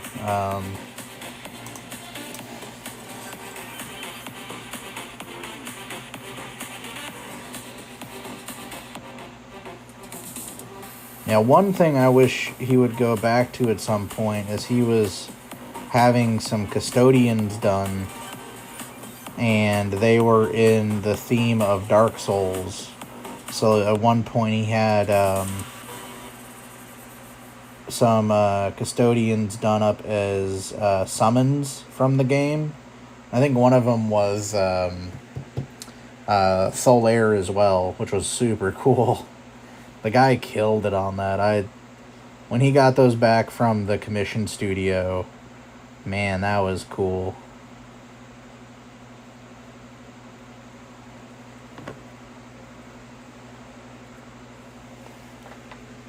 Oh, no worries. It's a video game. All good.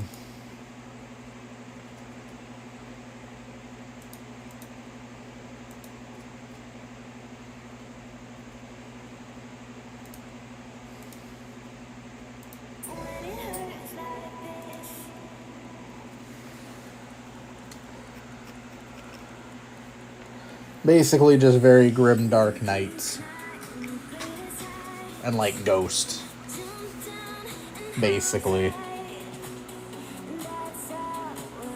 But he has some really cool ideas, so it's always cool to see what he can get up to with a good commission artist.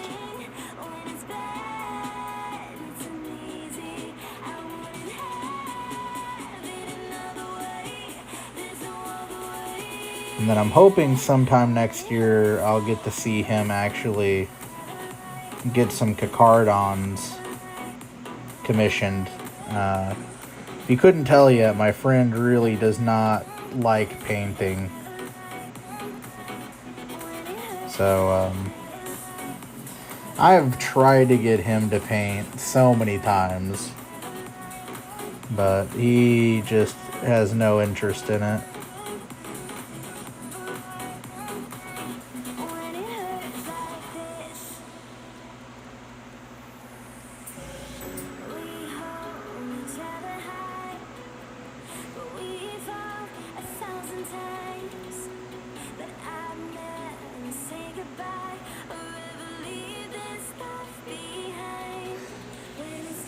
That's fair. That's fair. GW does do a really good job. I do like their paint schemes quite a bit, typically. I don't know why, but even if like I really like something, I always kind of want to put my own spin on it. Not gonna lie to you. Like even my Krieg is like a good amount of almost straight GW, but then some of the other stuff I've gone and done my own thing on, so. Oh, nice, nice. That's always cool. Honestly, I'm just happy I found the communities I did, because, like, you know, I don't mind painting by myself, but getting to sit around and talk with other painters, it's just that much more fun, in my opinion. So I really like having the communities that I do have for that reason. Like if I jump on a TikTok live or Twitch or whatever, you know, I can at least have some company and talk to somebody. Kind of like a cool little virtual hangout painting session. So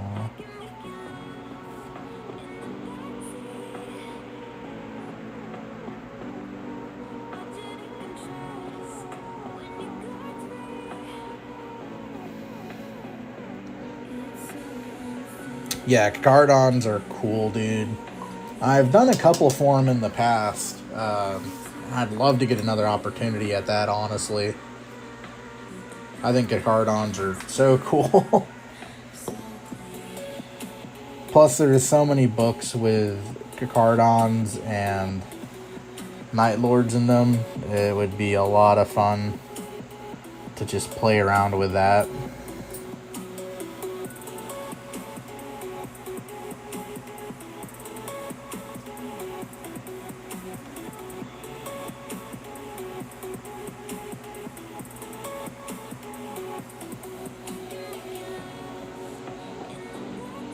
Did a FaceTime session with yet another buddy recently. Killer good time. Hell yeah, dude. Oh, hell yeah. That's awesome, dude.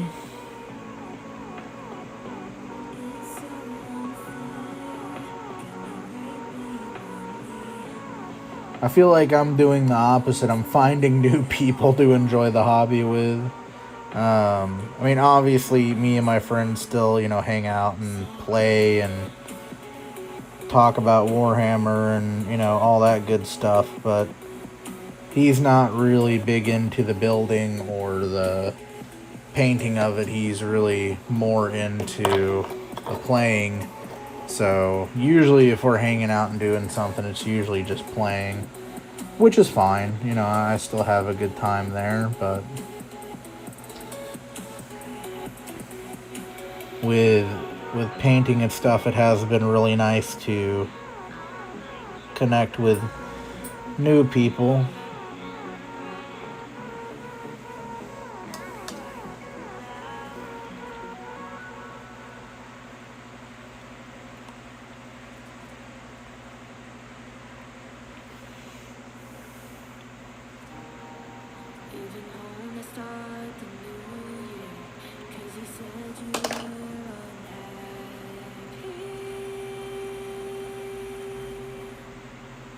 There we go.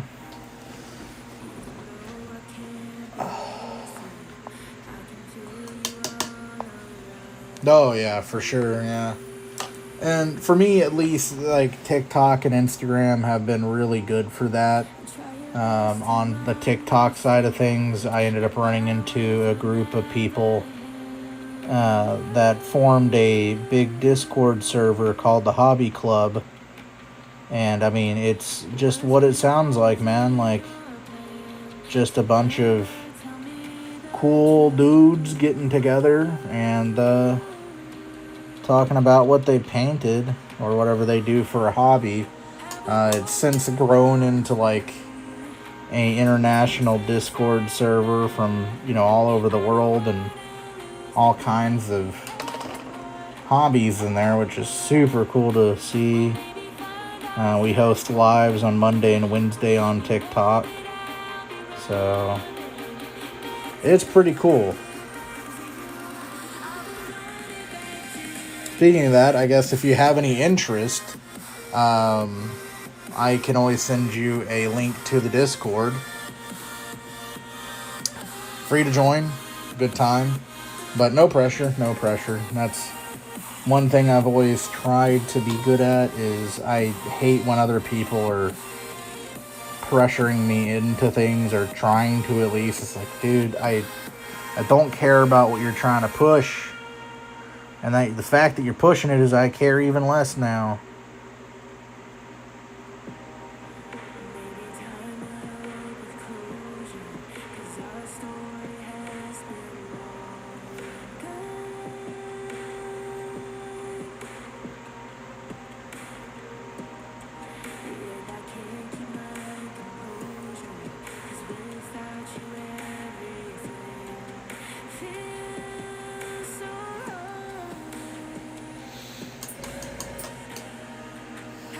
Nice.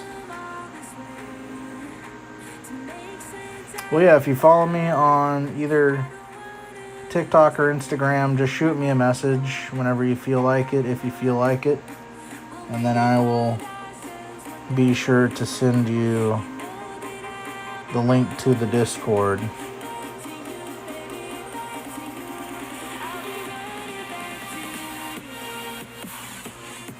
That's going to have to be good enough.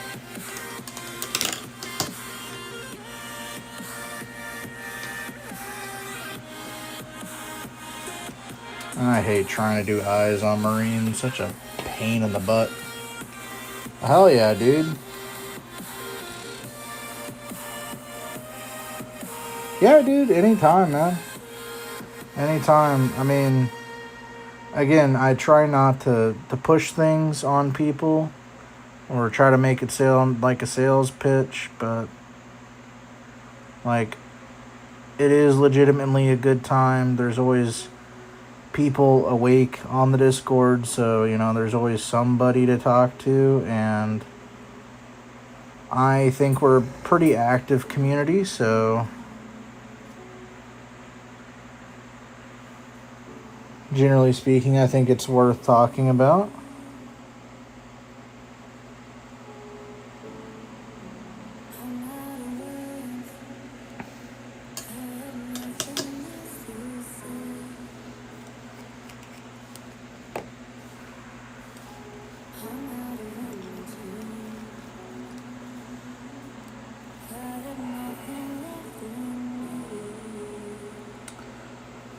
Since you're the most active one here, I'm mostly letting you know, but if anybody else is watching and wondering, we will probably be wrapping up in the next 10 minutes or so. I do have things to do in the morning, sadly.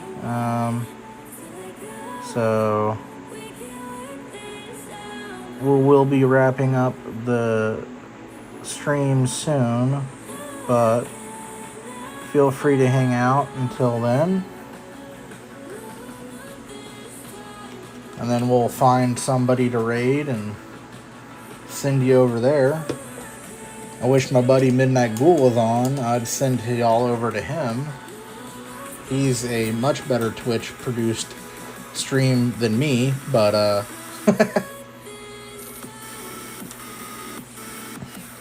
Regardless, I appreciate y'all hanging out. No worries, dude. Yeah, it's getting to be about that time. I don't know about you, but it's almost 1 in the morning for me, so almost about time for me to start winding down and getting some actual sleep.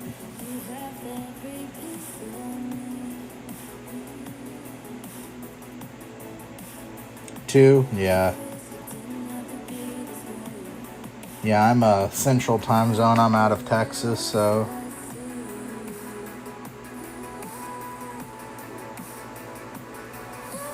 it's getting late for us.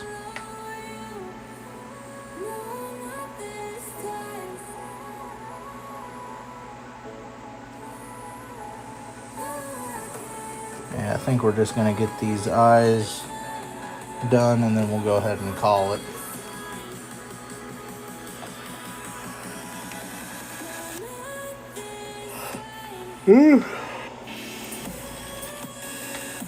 Yeah, I wanted to be on earlier tonight, but I had family, so ended up getting on a bit later than I would have liked initially, but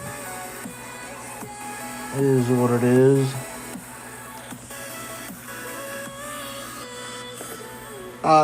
This is a fluorescent. So I did a white base coat, and then I did a little bit of watered down fluorescent red, and that is what I'm hitting the eyes with right now. Just putting it on nice and thin. I've done contrast eyes. Those are easy enough as well. But with it being right next to the wings on the helmet, I wanted to try, like, I doubt you can see it on camera, but they're just a little bit of a brighter red.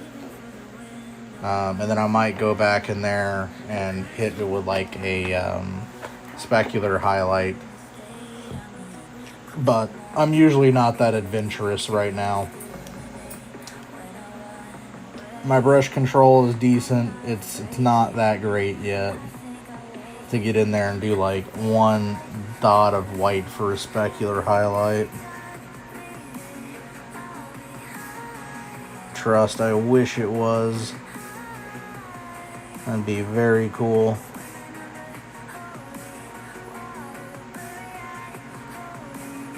And then tomorrow I may go back over these a little bit. But for now, at least, everyone's got heads, everyone has eyeballs. We're getting to the end of the line, so to speak.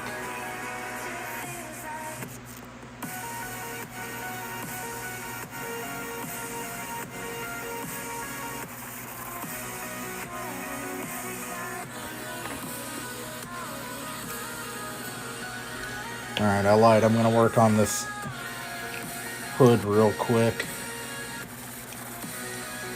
Yeah, no worries, dude. Take it easy, man.